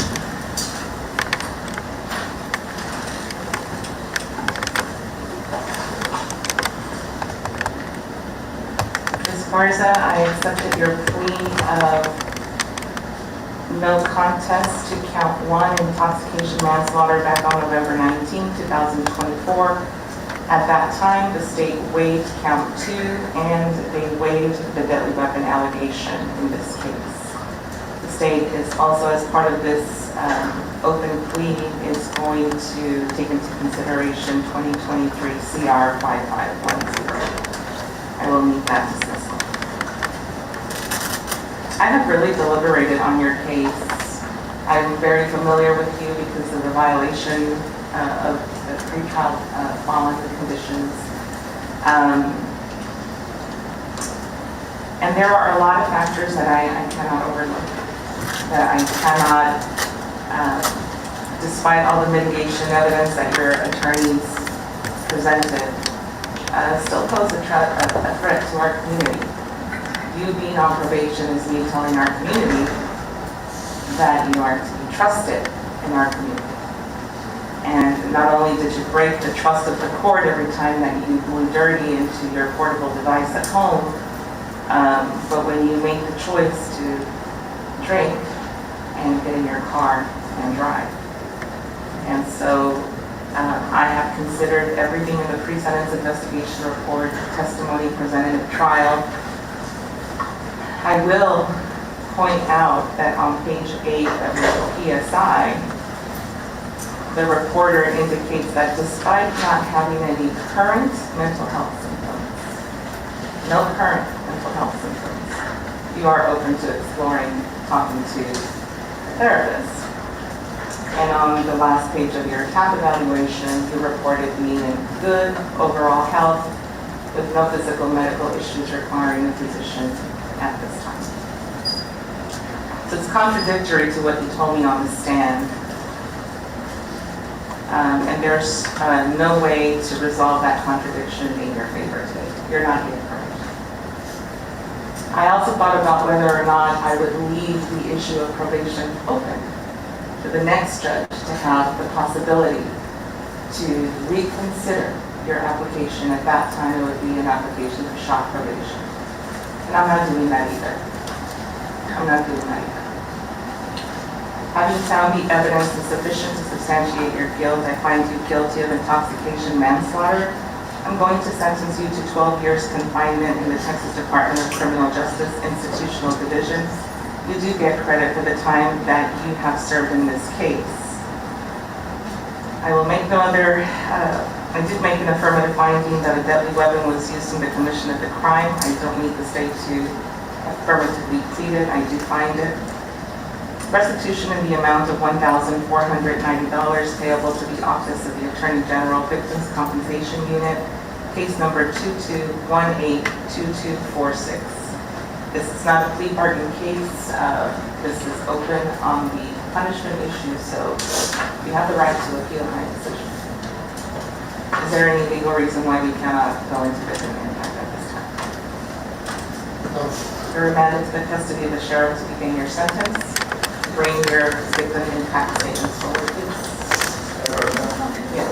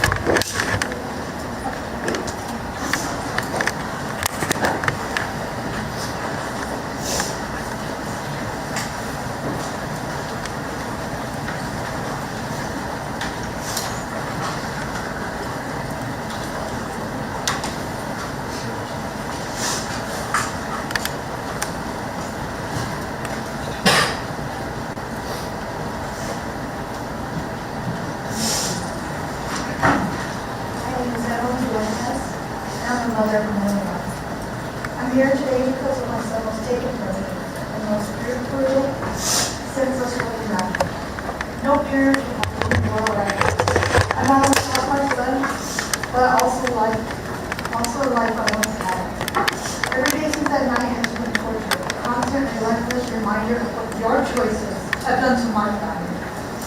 Who knew it out once? And now that I was my pride, my glory, and the hope of the future. Here's my 18-year-old about to graduate high school, earning college credits while at once high school. We worked hard to pay up chains, rode his bike home, bicycle home late at night, and dreamed of joining the Air Force in the military. He was a brother, a protector, and a role model. He adored his siblings, especially his younger brother Jacob. When I worked graveyard shifts, and Leon stepped up, he woke up Jacob, fed him, biked him to school every day, braved sleet or snow, and brought him home safe. Leon was proud of his heritage and curious about the world. During the pandemic, he taught himself how to write and read in Chinese. Since that night you killed my son, my life has been a waking nightmare. You understand what it's like every day, where your first thought in your mind is that your child is gone? Not just gone, but taken in the most fucked up way. You didn't just kill a million, you shattered an entire family. His younger brother is filled with rage and anger and still gets in trouble in school.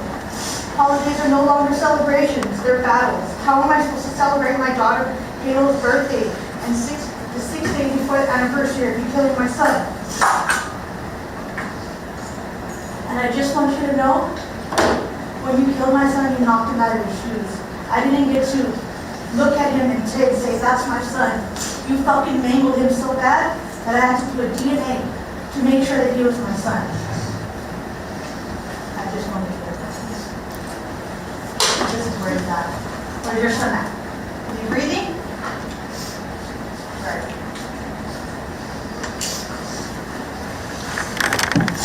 Ready to stand in recess.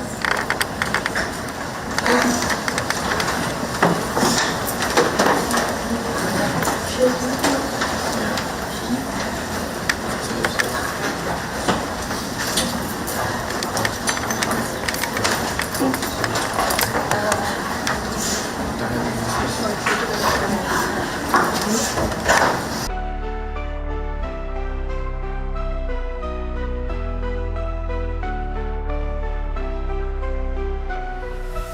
system's rigged, man, it's time to break free. Eyes wide open, gotta see what I see. Standing on the front lines, fighting for the truth. Lift the veil of lies, it's time to be the proof. Take a stand, don't you back down. Raise your voice, let's shake the town. We're the voices that won't be ignored. Breaking chains, yeah, we're ready for war. With the power of the people, we'll make them see a world of justice, united and free. United and free.